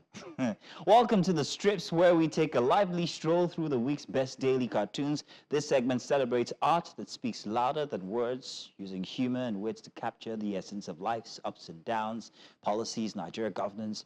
From satire to clever punchlines, these cartoons often are thought-provoking discussion starters. Always. Let's get started today. Let's see what we're starting with. The Guardian newspaper from last week. I love the word bubbles. We'll set up scarecrows on the corn farm to keep those birds away. No need. We have more than enough scarecrows here. How? There's hunger and starvation in the country. So what? Many of the workers on the farm are looking like scarecrows already. Grim, but true. The other day I was talking in the office. Somebody said, you've lost weight. Judith, I don't know if you remember, if you were there that day. Somebody said, Mazino, you've lost weight. Are you going to the gym? Do you remember what I said? I said, no, I'm not going to the gym. Now suffer. So no need to go to the gym in Nigeria anymore, because you have suffer. Sakpa. Why go to the gym when Sakpa is there? Same thing with farmers now. They're the scarecrows keeping the birds away while we wait for the grain, which might never come because of the transport situation, bad roads and everything. Everything wells into another. How you take Siam, Judith? I Siam the way you take Siam, and everybody takes Siam. I adore Pidgin English. I enjoy it. But look, rightfully put, rightfully, just said there, the funny thing is, when you live in Lagos, it really blinds you to the situation outside of Lagos. You know what I mean? Because we're living in a very concrete jungle, and we're so blinded by our everyday hustle, the traffic, the sun, there's no lights. But when you now step different set out, of wahala. you know what I mean? Like when you now step out, those ones are seeing the premium shege gone. They are the ones going through it, you know? And for states that don't have, you know, as a teeming and or a booming private sector like Lagos does, it's like, where are the jobs for those people? And so that's where the farmers coming in. So ours is the packaged shege, and Is they've the got the ours premium is- shege. they're- Put together by Judith, not myself. Let's move on to our next one for this morning. We've got so many of them. Very interesting ones from across the week. Let's see, have we changed? Daily Trust for this morning, or rather from through the week. IMF praises Nigeria's economic reforms, pledges support. I especially love this. It captures it so well. Have you ever been driving downhill, Judith? I used to own this green Tercel when I was very young. I must have been 26 or 27. Oh, And- gosh. Please, let me, allow me. goodness me. Stick to the story here. Listen. Okay, fine. And when people ask me, hey, how's your car performing? Because I had just bought it at the time on just such a small budget. And it wasn't exactly the perfect car, but I needed a car. So I bought it. And then when they ask me, how's it performing? I say, it performs great when it's going downhill. All by itself, under its own weight. Not because the engine is great, but because it's just pushing itself downhill. Uphill, that's a different task. That's what this is here. Oh, yes. Look at that. Oh, yes. 137.4, or rather 0.3 trillion naira in debt. Oh, And that's the yeah. IMF, I bet, saying Nigeria's reforms not working, life report. But who's there? Driving blind, note, you see the hat, no need for the glasses, powering through, downhill, saying what? Yes, yes, yes, it's working, it's working.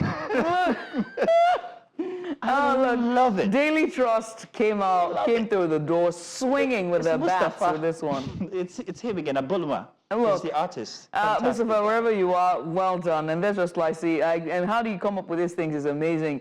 But very importantly is how the fact that he put, you know, that person in the blue hat with blindfolded. You know what I mean? It's like, and it just... Driver's seat. Woo! Woohoo! And the fact that, you know, the World Bank doesn't have any choice but to be in that vehicle as well, because they got money, all right? they're married. They're invested now. Exactly. You know, they need their money, all right? So they have to go with the flow and just like, we need our money, give us our money back, you know? Please, what are you doing? They have no choice. You see, in the first place, Nigeria's taken all the international advice that it got. And people argue that, was it the best? Are they in Nigeria witnessing exactly what's going on? Is it exactly, you know that thing they say theory and practical are two different things? Yeah. The theory might sound okay, but the practical, when you come into Nigeria, are you sure it's working for the people? Yeah. Nah. So, Because Nigeria is a very peculiar situation. Yeah, what works someplace else? I can cite many instances of when, you know, foreign investors would come in and they would think they would have it easy. And when they start to share their horror stories of doing business, of how they were trying to acclimatize to the Nigerian market, it would let you know that there's something fundamentally wrong with us as a people, honestly. Driving downhill, all that weight, pushing us further and further. Chai. But yeah, let's take a look at another one for this morning, shall we? It's going to be very interesting. All through last week, there were so many of them across all papers and dailies. Now that one. It's from the Daily Trust again. Tinubu confers Nigeria's second highest honor on Prime Minister Mordi. Hindatva, human rights violations and everything. He's got them all. You can see all the flies around him. I hate that sound, the buzzing. But yet, and note, blindfolded yet again. I don't know what the significance of the color is, why it's always a purple bandana blindfolding him. We are awarding GCON to this individual. I say nothing. There must be a reason. Perhaps maybe we want more money from India? No. It couldn't be. What do we want? Why are we... What? Judith, help. Only time will tell. But one thing is certain. I know that we have bilateral ties, and we have a teeming and also a booming, Indian community here. And also, I think our bilateral ties when it comes to agriculture. Yeah, we are in bed together. Yeah. So I think we're also in debt with them as well. So, and also, what? I don't want to say it, Well, the president is looking for good grace, all right? It's diplomacy at this point, or keep it moving. Don't put me into trouble. DSS.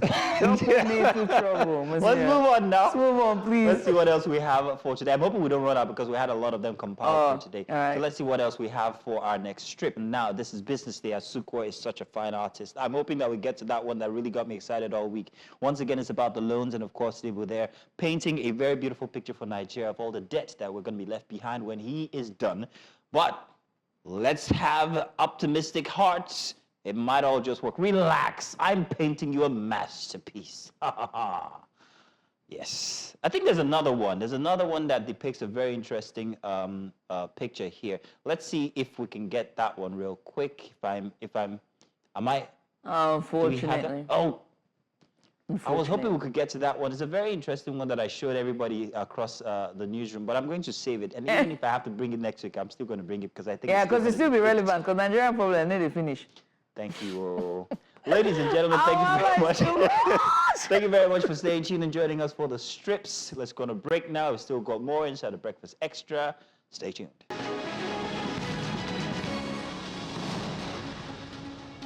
Welcome back. You're still watching Breakfast Central. It's Breakfast Extra. This one extra stories this time around for In the World of Sport. We've got some juicy stories to give you at this time, even away from the cartoons from Maxino. It's time to talk sport this time. UFC, as former UFC middleweight champion Israel Adesanya, he has shed light on his retirement plans, acknowledging that his illustrious fighting career may soon be coming to an end. Now, the last style bender, as he is popularly known, now 35, last competed in the UFC 305 in August, where he suffered a fourth-round submission loss to South African middleweight champion Jiku Du Plessis. Now, the bout marked Adesanya's first since losing his title in the short decision defeat to Sean Strickland a year earlier. Now, speaking on a flagrant podcast, Adesanya reflected on the achievement in his sport and also hinted that there's a possibility that he may have a timeline for his retirement. Adesanya admitted that he remains en route for a return to the octagon, but has been linked to a potential clash with Nuruddin Ismail for the UFC Saudi Arabia next year for 2025. While he still has some ambitions to achieve more in the sport, he's also realistic about the toll that the whole fight has taken on him, but we're hoping that he does not announce that retirement so soon. Moving away from that, the English Premier League was bubbling with Super Eagles midfielder Alex Iwobi. He reached a personal milestone on Saturday.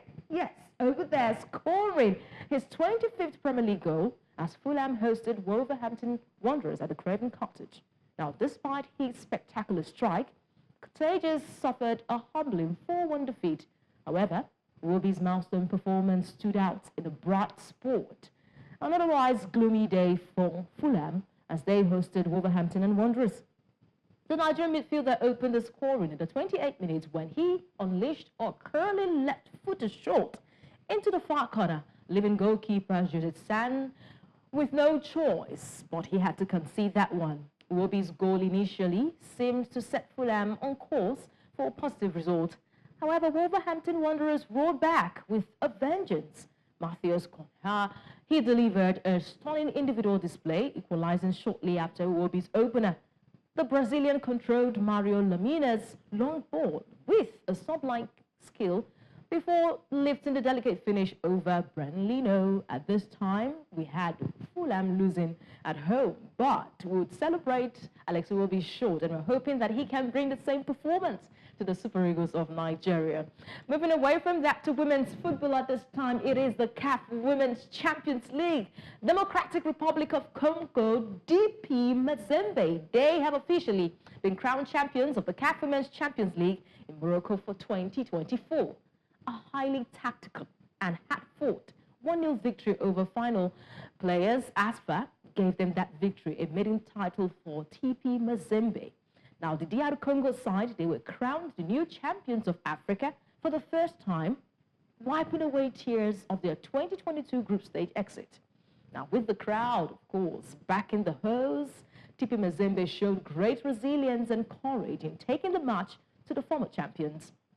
The deciding goal was in the 4th edition of the tournament. It came courtesy of a coveted sport kick from one of their wonderful striker, Melin Kajek, in the opening 10 minutes, with Mazembe protected throughout the match to seal that historic victory.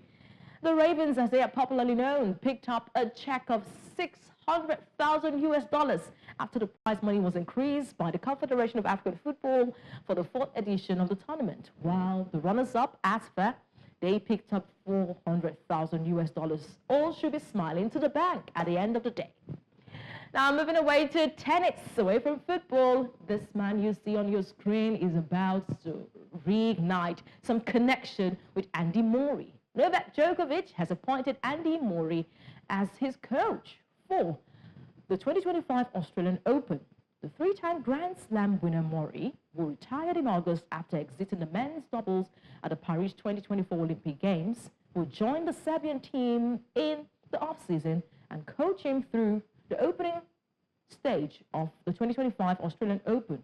Djokovic is bidding to win a record-extending 11th Australian Open title in Melbourne, with the tournament running from January 12 to 26, 2024. It will see the court join forces with the man who was his biggest nemesis during his playing days.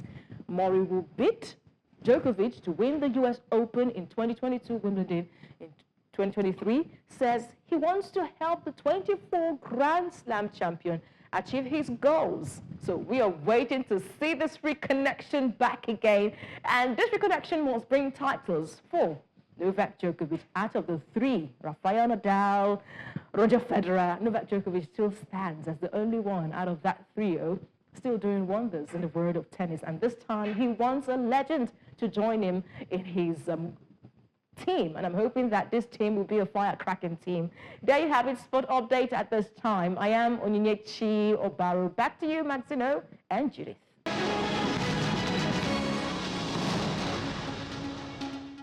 Since the Naira redesign effort in 2022 by the Central Bank of Nigeria, the nation has intermittently experienced its fair share of cash scarcity. Additionally, the rapid growth of electronic transactions has led to a significant decline in cash circulation, leaving those outside the digital ecosystem at a disadvantage. For Nigerians like David, ATMs are the preferred option for cash withdrawals. However, the frequent unavailability of cash at ATM has forced him to rely on POS operators. I'll prefer an ATM, definitely, because of the charges. Because also in the POS itself, you can find somebody charging 100 some places. It's not as if there's a stable price. So some even adding theirs. You can see someone doubling where you pay 100 naira, someone is even charging 200. Especially when you come to the central area side, the charges are different from at most of the local places. However, other Nigerians expressed divergent views on the issue. POS is being operated by bank. No any POS company or establishment that operates in isolation in Nigeria. And then the POS people and the bank cannot deceive Nigerians. POS is alleviating the pains of the people going to banks to go and queue up for lesser amount of money. So people prefer going to them to collect money from them. But if they say they are not getting enough money to give to people, that's a different action. And that means the bank itself is surcharging them. For POS operators like Biola, the source of cash is cited as the main reason for the fluctuating and sometimes high withdrawal fees. As a matter of fact, the money is not available. If you go to most of the ATMs, the money is not always available. Some of them even go as far as going to filling station to get the cash. And what do? They usually buy the money. Some of them even charge as much as 2,000 naira for that for 100,000. Even from inside the bank, they are buying the cash. The POS operators, they are buying the cash. Even the bank cashiers or bank themselves, they are selling the cash. As cash challenges escalate, Nigerians are urging the Central Bank of Nigeria and other financial regulatory agencies to improve cash availabilities at ATMs and regulate POS fees. They believe these measures will ensure fair and accessible cash services, alleviating financial burdens and restoring trust in Nigeria's financial system. In Abuja for News Central, I am Joshua Imarai.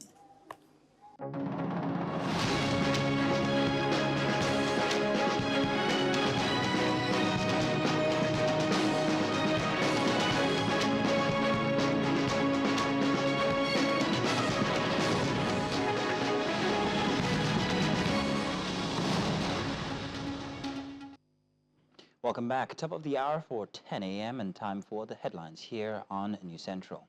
My name is Mazino Appeal.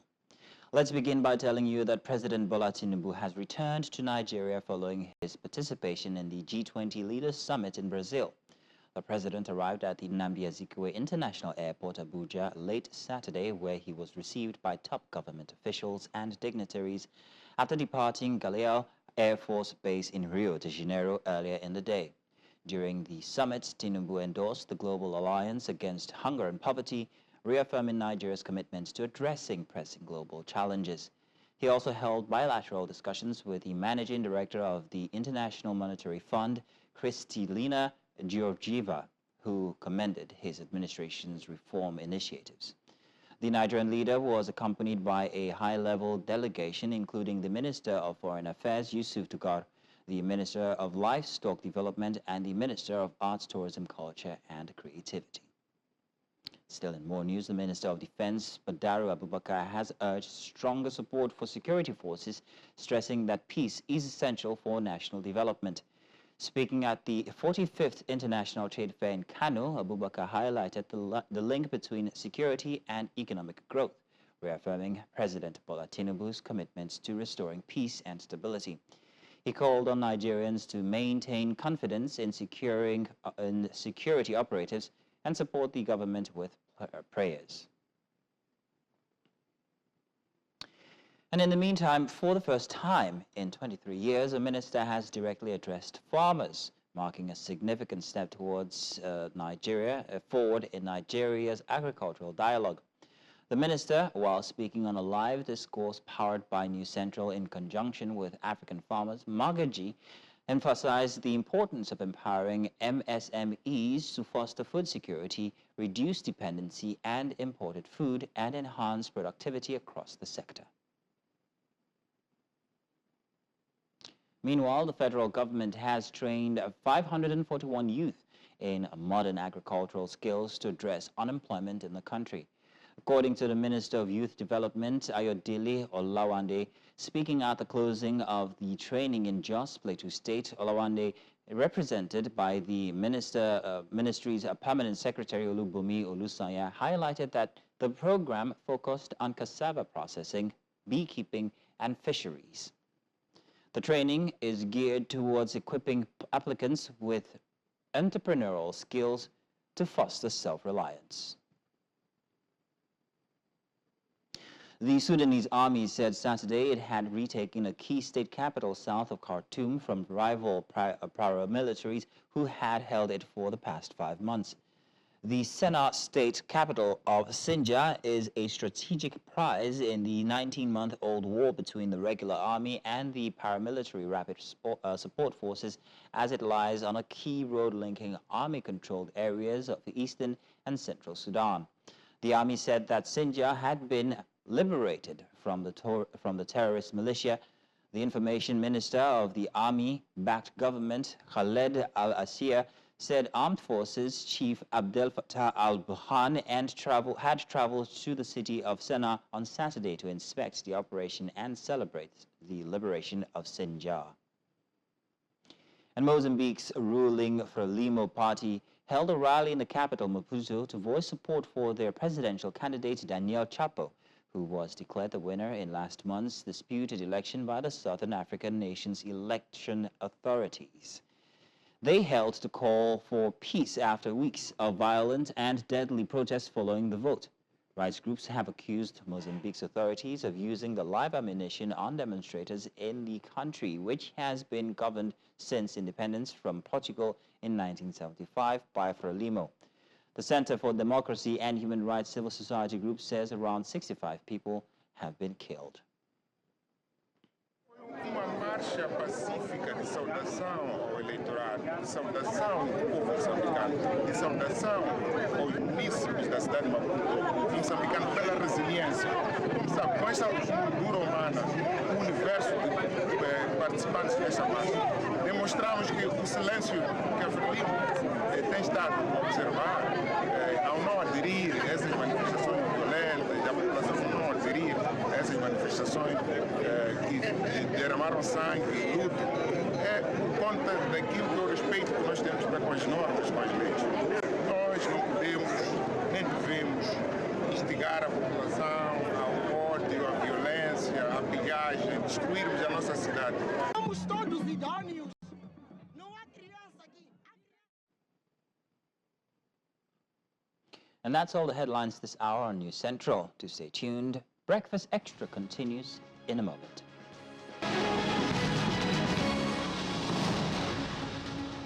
Back to Breakfast Extra. It's time for our big story for today. A political storm is brewing ahead of the 2027 presidential elections. The Arewa Consultative Forum, ACF, has publicly criticized President Tinubu's economic reforms, calling them insensitive and detrimental to the North. As they double down on their demand for northern-focused policies, the ACF has insisted on the region producing the next president in 2027. Now, this bold declaration has sparked national debate about equity, fairness, and Nigeria's democratic future. Are the ACF's claims reflective of the larger concerns of the North, or are they a strategic political move? And what implications could this instance have on Nigeria's already fractured political landscape? Well, to help us unpack this, we're joined by Towo Oseruroja, a respected legal practitioner and public affairs analyst. With his deep understanding, we had a conversation over the week, and yet again today we're here to elaborate more. Towo, you're welcome. Thank you very much for joining us this morning. You're welcome, Azino, and Judith, if I may correct, You're lucky there because she has it out for you. If you had gotten that wrong, she wouldn't have forgiven you. Oh, goodness. Well, it's wonderful having you join us. Let's look at this very instructively, shall we? Arewa Consultative Forum have been a very vocal group when it comes to representing the North. And, you know, let's talk about their role, how they play in shaping Northern politics and just a social narrative from that end. Let's start from there. Okay. If you look at it carefully, you discover that the Arewa Consultative Forum was formed in 2000,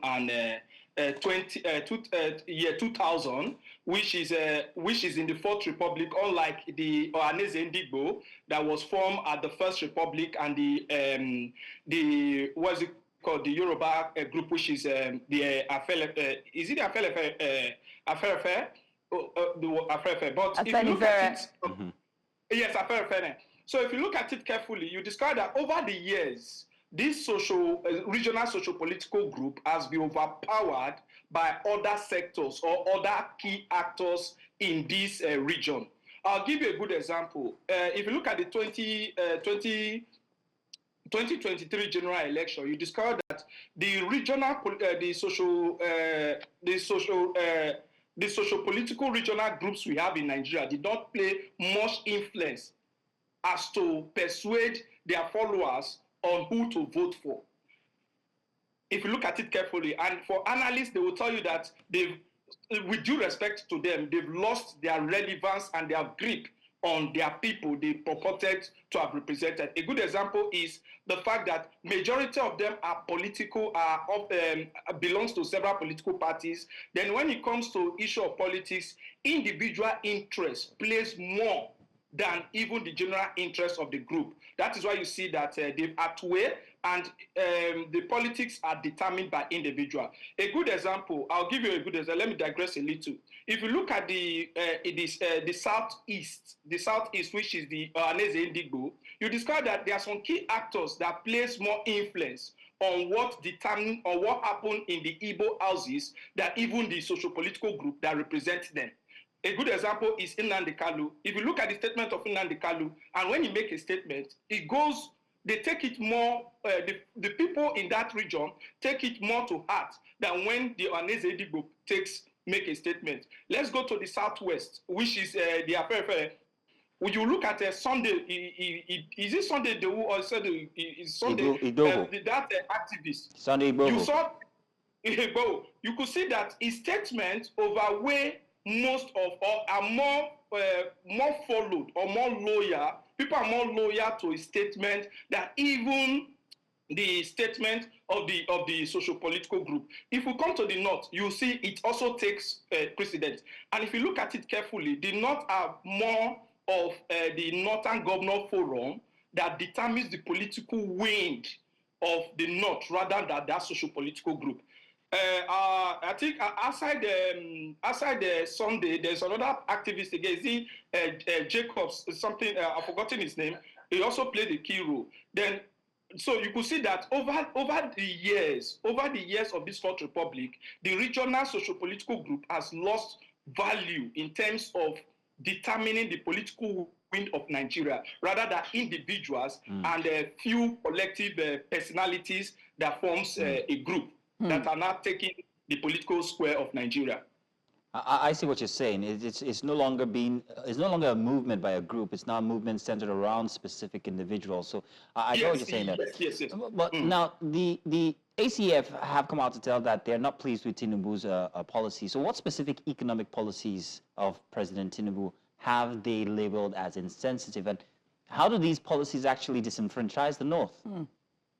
Okay, now the question is, you ask the chairman, who is currently under suspension now, because you could see that the Arewa Consultative Forum as a body has disowned and at the same time restricted the statement to that of the chairman, and is currently under suspension. So you could see the division there, and we cannot take it as a voice of the North.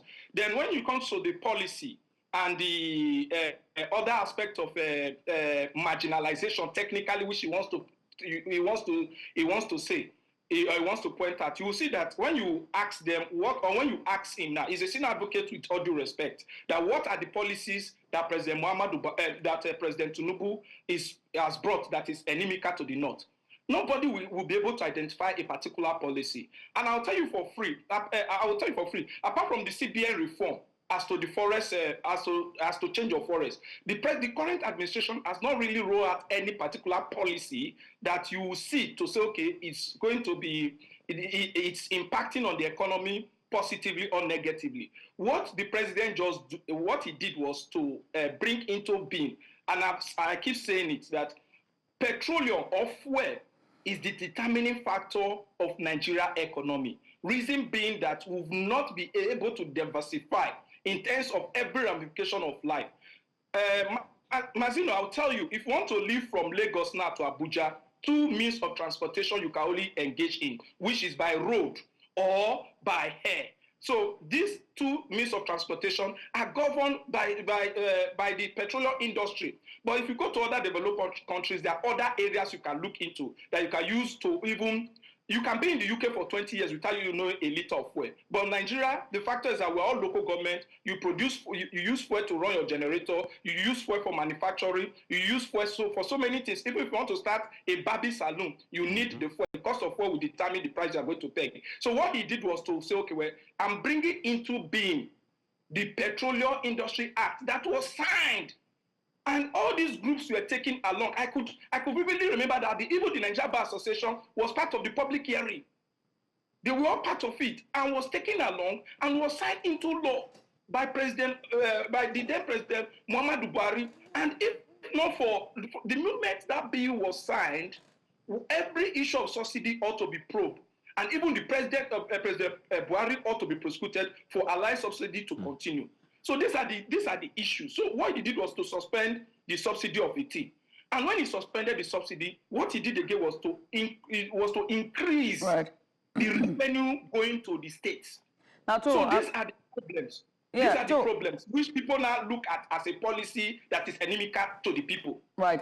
So I'm glad we're having this conversation. I'm glad you're able to set the stage in terms of history of our socioeconomic, development in the country. But let's also assess the current state of, socioeconomic development in the North and ACF's concerns, and also juxtapose it over the fact that the North has also had some considerable focus, right? Whether it's education from past administrations, right? whether it's the PDP or the APC. And the last administration that just left is also from the north as well, right? And so they've talked about leadership, about the political emancipation of their people as well. But the north has had a fair share of power grab, or the fair share of holding power at the center. And we've seen a lot of social development strategies or schemes go to the north, whether it's a transactional scheme, the cash register, social palliatives, it's always to the north, and let's put also MSF and all the other schemes that is gone to the north. Then what else do they need? What are these issues that they need to be addressed when we assess the current state of socioeconomic development for the north? Okay, Julie, you could see that like they will say that when you go to court, the judge is on trial. But basically, the people are on trial. But I'll tell you that the first casualty of a war is the truth. If you look at it carefully, you discover that if the Arewa Consultative Forum are fair to themselves, and if Nigerians are fair to themselves, you'll see that we hold individuals accountable to the current, economic downturn in the north. I'll give it to you. If you look at the EFCC report, and if you see the alleged indictment of public office holders, the majority of them are from the north.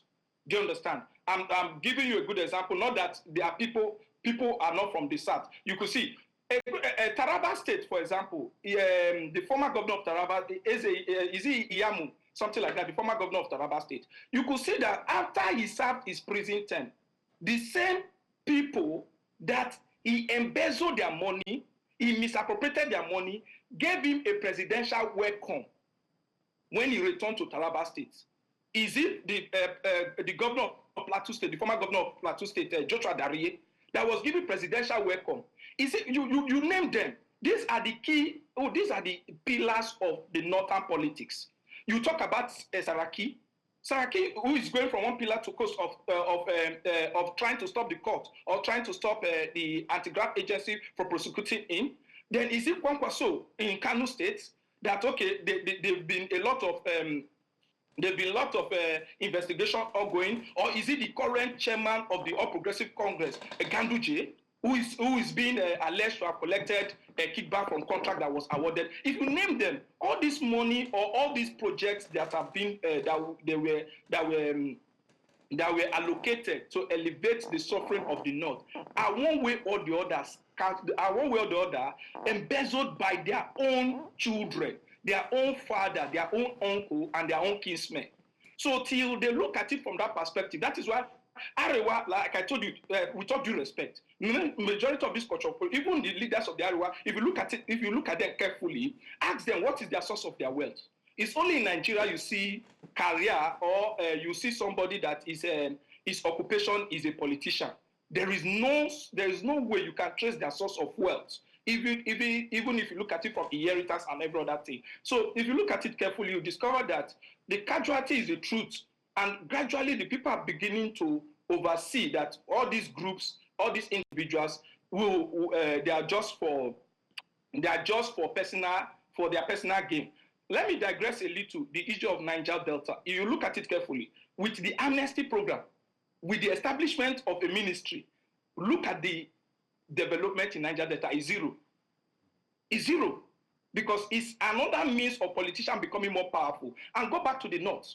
Even level of insecurity, which I was telling somebody, I said the north will not become the north of before because the people and the youth has been given the opportunity to see how the power of holding the gun. Do you understand? So if you look at it carefully, you discover that it's an issue within ourselves. But we don't want to say the truth. Everything points to the center. And many of them has called the governor to ask the governor that since the removal of subsidy, we've heard that the state allocation has increased. What has been the outcome? Nobody. And many of them has called even, a good example, you look at all the political wing, and they will be the one to even determine the key players of 2027. And these are the people who are still coming out who are crying for this thing. So there are so many reforms that took place, but regrettably, these were adjusted by their own people. By their own people.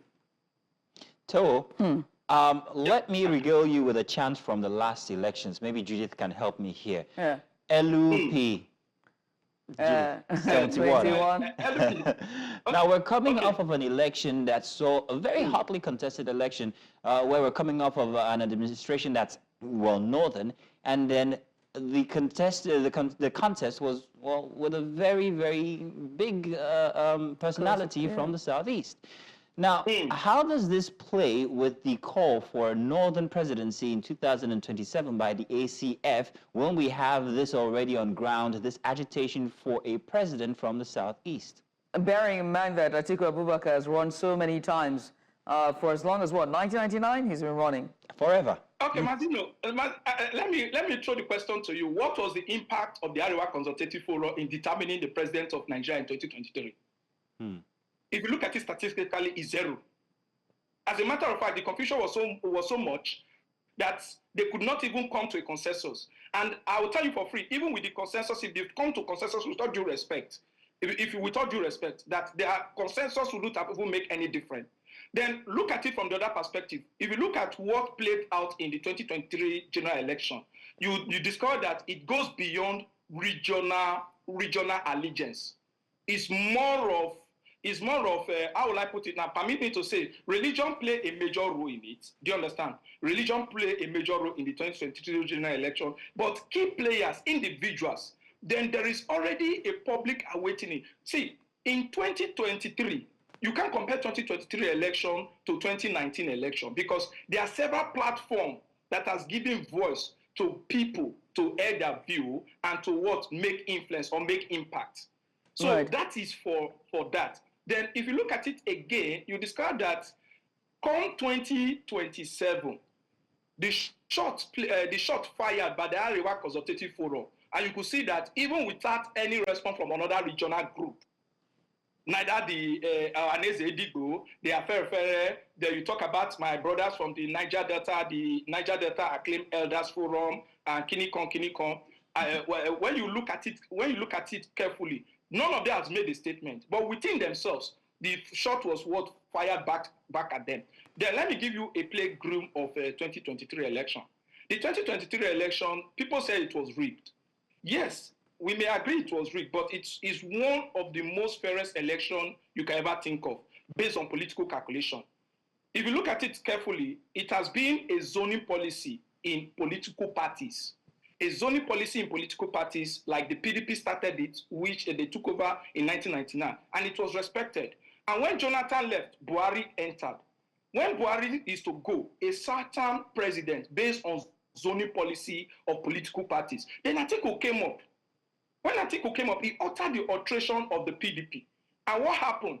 Wike, who was bankrolling, allegedly bankrolling PDP, took advantage of the fact that, okay, well, let me become the vice, according to what the allegation. And he decided to go for Ukowa, which is the governor of my state, Delta State, which everybody knows that he has no political relevance outside the Delta State coffers. He picked him as the deputy. And what Wike did, Tinubu, who is a smart politician, capitalized on the crisis in PDP. And tell Wike, you know the G5, you won't forget the G5, which you talk about the Benue State, you talk about Rivers State, I think you talk about the governor of Osun State. There are about 5 governors that make up the G5 that broke out of PDP. And what was the strategy? Do not allow PDP win your state. We all know the powers governors pull at that particular election. And what Wike succeeded is, Wike and his G5 group succeeded, is to make sure that PDP did not grip those states. Then let's fall back to the Labour Party. The Labour Party, take it or leave it. Peter Obi does not have the widespread political influence in the north. Let's forget about the media. The social media does not vote. What vote is the people. And so he does not have the widespread of the north. Then if you look at his running mate does not have the political wing. So these are political calculations. So what really happened was that religions took more facts than even the regional allegiance. Then individuals now played a key role.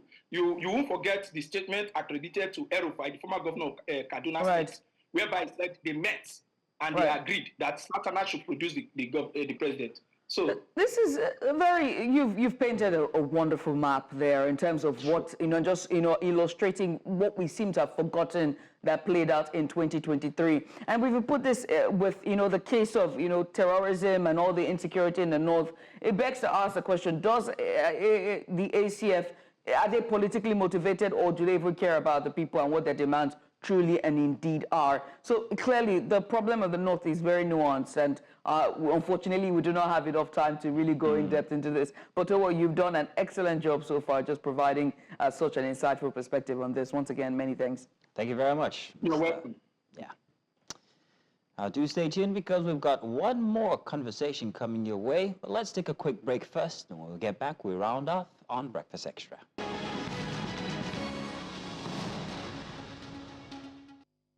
And lastly, for our big report, our last big report for today, or rather big story and report for today, we delve into a development with potentially far-reaching implications for Nigeria's security landscape, particularly in the southeast. Simon Ekpa, a self-proclaimed leader of the indigenous people of Biafra, IPOB, and a polarizing figure in Nigeria's secessionist movements, has been arrested in Finland. Now, his activities, which include calls for sit-at-home orders and civil disobedience in Nigeria, have been linked to unrest and economic disruption across the southeast region. Now, Ekpa's arrest raises significant questions about the international dimensions of Nigeria's security challenges. What does this mean for the ongoing agitation in the southeast? And will this pave the way for improved security and stability in the region, or further complicate matters? And what discussions of extradition in the air is all about? But very importantly, we have a package just for you. Our correspondent, Chinwe, was live in Abia, and she asked a number of the residents what the arrest of Simon Ekpa means. Take a look. Here's what she found. On Thursday afternoon, the news of alleged arrest of Simon Ekpa spread like wildfire across the nation, eliciting public comments. It's going to break camp. What if it turns out tomorrow he says, I'm not the one doing this? Or you see people who have been acting on the presumed instruction will. As morning comes, it becomes clearer that Ekpa is indeed in the custody of Finnish authorities over alleged terrorism charges. Newspaper headlines connote the development. Majority of the residents of Umuahia are indifferent to the development and refuse making comments on it. Can I turn an interview now? The indigenous people of Biafra has, in a press statement on Friday, dissociated itself from Ekpa, thereby substantiating Emmanuel Kano's position in a previous interview about his status in the body. He is not a member of IPOB. He does not represent IPOB either. Presumably, those who receive his arrest in good faith believe he has been responsible for the violence in the southeast and for defying Nnamdi Kano's orders, especially as the concern sits at home. Nigeria,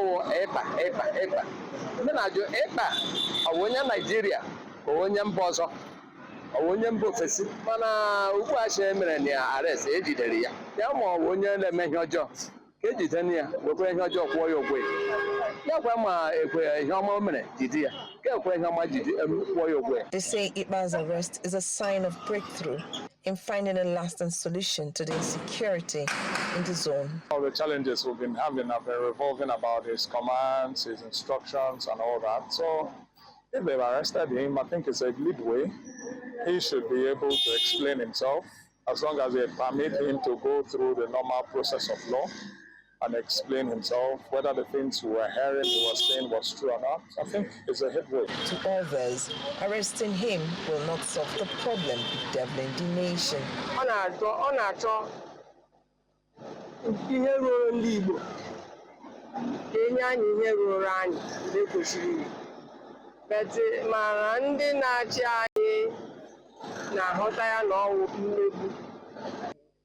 The problem of Nigeria is the political leaders who stop. To discourage the rise of any more separatists in the zone, the federal government ought to adopt workable and relatable approach that will calm the nerves of the citizens and instill confidence in them. In Umuahia for News Central, I am Chinwe Ugili.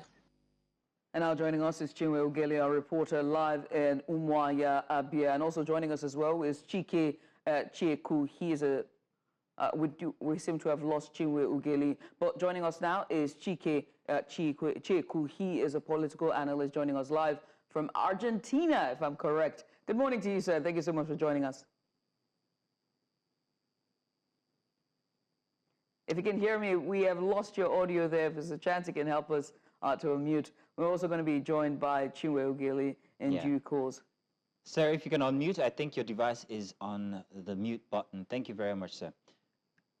Now, all right, while you're sorting that out... Can you hear me now? Very loud good. And clear. Thank you, loud and clear we can. Okay, that's good. So let me start by... me.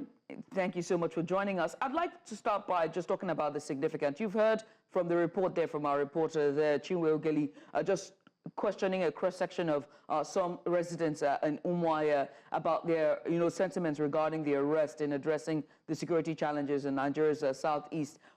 Is there any significance to this arrest? Are we going to see some sort of, reduction in the violence and arrest in the southeast after this arrest? I don't think so. I don't think arresting him and bringing him back to Nigeria, frankly, solve any problem. Nigeria is already facing a lot of social, economic, and political challenges. Now you have Nnamdi Kanu in the custody of the federal government. The federal government has not been able to deal with the situation of Nnamdi Kanu. And if you look at what holding Nnamdi Kanu is, the problem that is the challenges is posing for governments of southeastern states, it's enough problem that adding another problem to the existing ones is like putting more fuel into fire. Holding somebody, you can hold somebody, but you cannot just hold somebody indefinitely. Like in the situation of Nnamdi Kanu, if Nnamdi Kanu has contravened any non-Nigerian law, let him go through the legal process. You have to go through the legal process. If he's found guilty of contravening any law, then let him be imprisoned. But if not, let him go. You cannot hold somebody indefinitely in a democratic dispensation. We are no more in military rule where you can just hold somebody and imprison somebody indefinitely. Now bringing back this guy to Nigeria, I don't know what he has done. I don't know what his offenses are. Then if the Finland government finds out that he has contravened any law, and if there is a treaty between, if there is a repatriation treaty between Nigeria and Finland, then let the legal process continue. But if there is not, the government has its priorities. Government knows the situation of the economic situation in Nigeria. The question is, do we need this added problem? That's really the question. The situation in Southeast is such that putting this in now, bringing this guy back will do what? We'll escalate the situation we already find ourselves in Southeast. Mr. Chike, thank you very much. Yes, we do. Thank you very much, Mr. Chike. Now we have our correspondent, Chinwe Ugeli. She's joined us. She brought us the report. Chinwe, thank you for joining us. Chinwe, we saw that you had some challenges as you were gathering that report. People didn't exactly want to talk to you about Simon Ekpa. We're wondering exactly why that was the case. Did they have certain security concerns about talking about him on media? Problem was that a lot of them was scared it's against him. So rather not.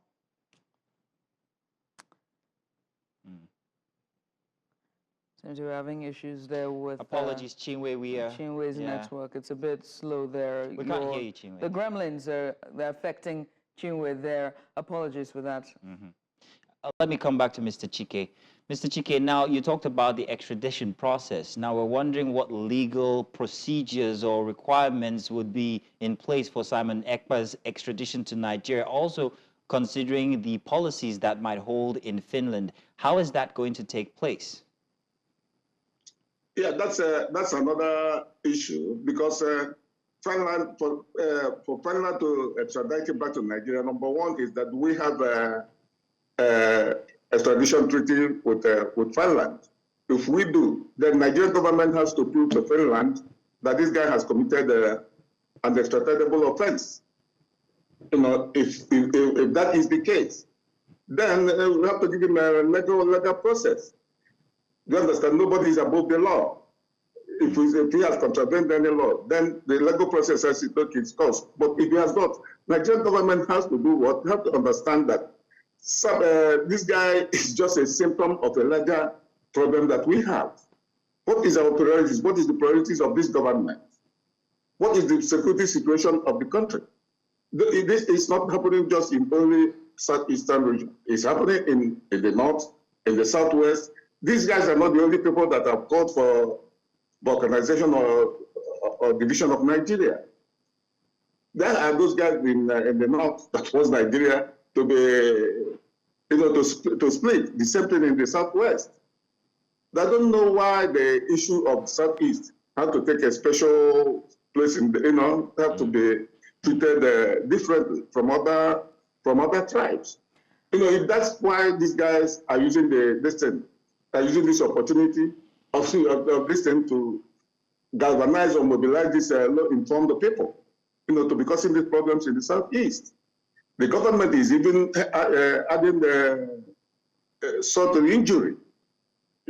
Government is just asking these people to mobilize the youths against the government because of the posture of the government against the southeast. We have to really know what the problems are, because the problem of Nigeria is really structural problems. So we have to deal basically with the problem of Nigeria. That will solve all those other security issues. Mr. Chiriku, I'm quite intrigued as to the problem of the people, right? Because the Southeast in the last 5 years have had, or dating way back, has had more issues. And if you put it at center, isn't that important? Because, and I say this with the backdrop of Biafra and the backdrop of the Civil War and the backdrop of all that the Igbo people have had to suffer on a national stage and from the center, when you think about it. So are you saying that this is misplaced priorities for the government to at least be able to find who these agitators are? Because the people who bring this issue, they say they follow Nnamdi Kanu, they say they follow the instructions of Simon Ekpa. So are you saying that that should not even be the problem, and going after him is misplaced priorities? Before you solve any problem, you have to go back to the root causes of those problems.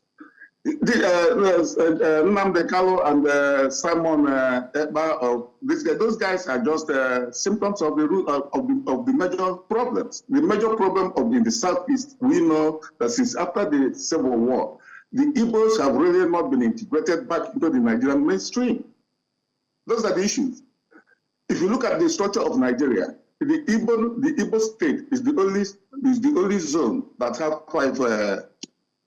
five states. The North Central, the Northwest has 7 states. North Central, 6. Western Nigeria, 6 states. South, 6 states. It's only in Southeast that you have 5 states.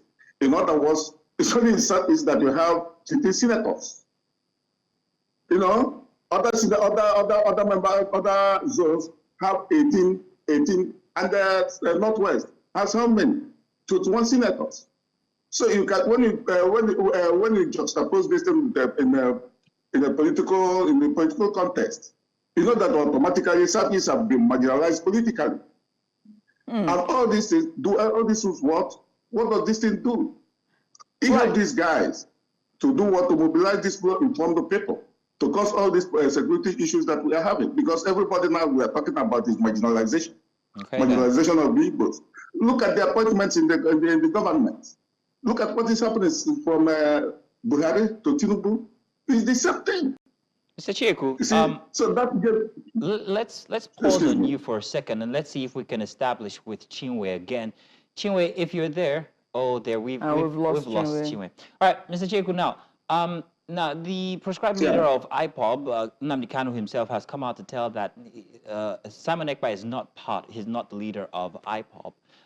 During the gathering of that report, we could see Chinwe visibly getting some challenges, having some challenges with trying to get people to speak, because they feel it might be, and I'm assuming here, that there is a certain security risk they feel they have if they were to come out and talk about this openly, because they have heard from plenty instructions from Simon Ekpa himself, which people in the Southeast have adhered to that have caused instability. So the question now is, isn't Simon Ekpa, or doesn't it seem like, because you said that he has done seemingly nothing, isn't he responsible for these orders that have been taken to heart by the people of the Southeast that have caused unrest? No, I've never said that he didn't do anything, because I don't know if he did or not. But what I'm saying is this: if he has done something, let him go through the legal process. You know, you cannot just hold somebody, you cannot just hold somebody indefinitely. Just like Nnamdi Kanu. Those are what is causing the problems. Those are what is causing the insecurity in Southeast. Okay. You know, you cannot just hold Nnamdi Kanu and lock him up forever. Right. You know, he has I mean, you have to give it to him. He has his own followers. You know, because they have taken advantage of the socio-economic situation in Nigeria to mobilize these law-informed people. And these law-informed people are doing what? They are causing a lot of security issues in Southeast. You know, so what happened is that the government has to deal with this thing holistically. Government has to go back to the drawing board and understand exactly what is causing these problems. Why are these guys being able, why in the world will he stay in Finland and control the security situation in Southeast? That is really the basic question that government has to answer. Right. Then they have to go and resolve those issues. Why? So, you know, if we're asking why, the only way to answer that question is by bringing the person who has that much influence to pretty much understand where, you know, what his network is, how he's able to garner that much influence, right? And it starts by questioning, and that means arresting him, bringing him in, at least getting some level, getting him to talk, to understand who's working with him, siphon whether his phones, his computers, and just run a forensic test to get, you know, what's going on behind the scenes, you know. And the only way, and he's been untouchable for quite a number of years, being in Finland and operating from Finland. But now that we've put this into fore, to bring this to fore, I must ask about the security setup in the Southeast as well, and also the people in the Southeast as well. If you have followers who are young, of young demography, middle-aged, older, who are following Simon Ekpa and Nnamdi Kanu's separatist and, you know, very volatile rhetoric, and are following him and causing this level of dysfunction and breakdown of law and order in the Southeast, it begs to ask the question: what is the focus of Igbo people? Is there a united front for Igbo people? Are there leaders who can come out and say, we are the leader, we can take this no more, we cannot take, and we have to come together as a people for the betterment of our culture? This guy you are talking about, he's in Finland. Exactly. What are the charges against him? What are the charges? Is he a gun runner? Is he conducting armed struggle against the government of Nigeria? Or he is in Finland just advocating for a separation of Nigeria? What are the charges against this man? What is he doing? How is he operating? What's his operation? How does he mobilize against the government of Nigeria? How does he do? What is his operation? The government has to be able to establish what this guy has done. Nnamdi Kanu has been locked up for how long? Government has not been able to, conclusively prosecute him. They have just locked him up. If he has contravened any law against the federal government of Nigeria, let him go through the process. Let the government allow the legal process to take to be implemented. But you cannot just lock him up because of presumed or assumed offenses. Just like this guy he is in Finland. Okay. Mr. Cheko, we're still not talking about leadership in the Northeast. In the Southeast. I've removed Simon Ekpa and Nnamdi Kanu from this equation, and I'm asking about leadership in the Southeast to pretty much talk about whether or not there's leadership for the East people, for the people in the East when it comes to security breakdown like this. But Ms. Zino. Unfortunately, we don't have too much time to let you expand on that, unfortunately. But we do have Chinwe back. We're hoping we can get her view on how it was gathering that report. Chinwe, I'm wondering if everything that's happened is going to affect in any way the sentiment or security situation in the Southeast. What do you think, being on the ground? I think that what's going to happen going forward is that people are going to be taking the information which are the source, especially when it's said to be particular quarter. And be asking the reports that are found. We are so sorry, Chinwe. We're still having the same problem. It must be the networks, but apologies, but thank you for the effort in any case. Mr. Chike, also want to say thank you, Mr. Chike, for joining us and giving us your expert view on the situation. We appreciate it. Thank you so much, sir. Thank you for having me. Thanks a lot. Thank you for coming on. And with that, we have come to the end of this weekend's installment of Breakfast Extra. I must say, I looked forward to this one. And yes, it was promising and it delivered. Thank you. Oh, yes, thank indeed. Thank you as well. And also thank you for joining us and staying tuned with us all the way from Saturday, 8 a.m. down to this very hour. But this is where we close the curtains. You can join us next week, Saturday, 8 a.m., I guess. I might not be here, but it's bye for me. Goodbye, everybody. See you guys.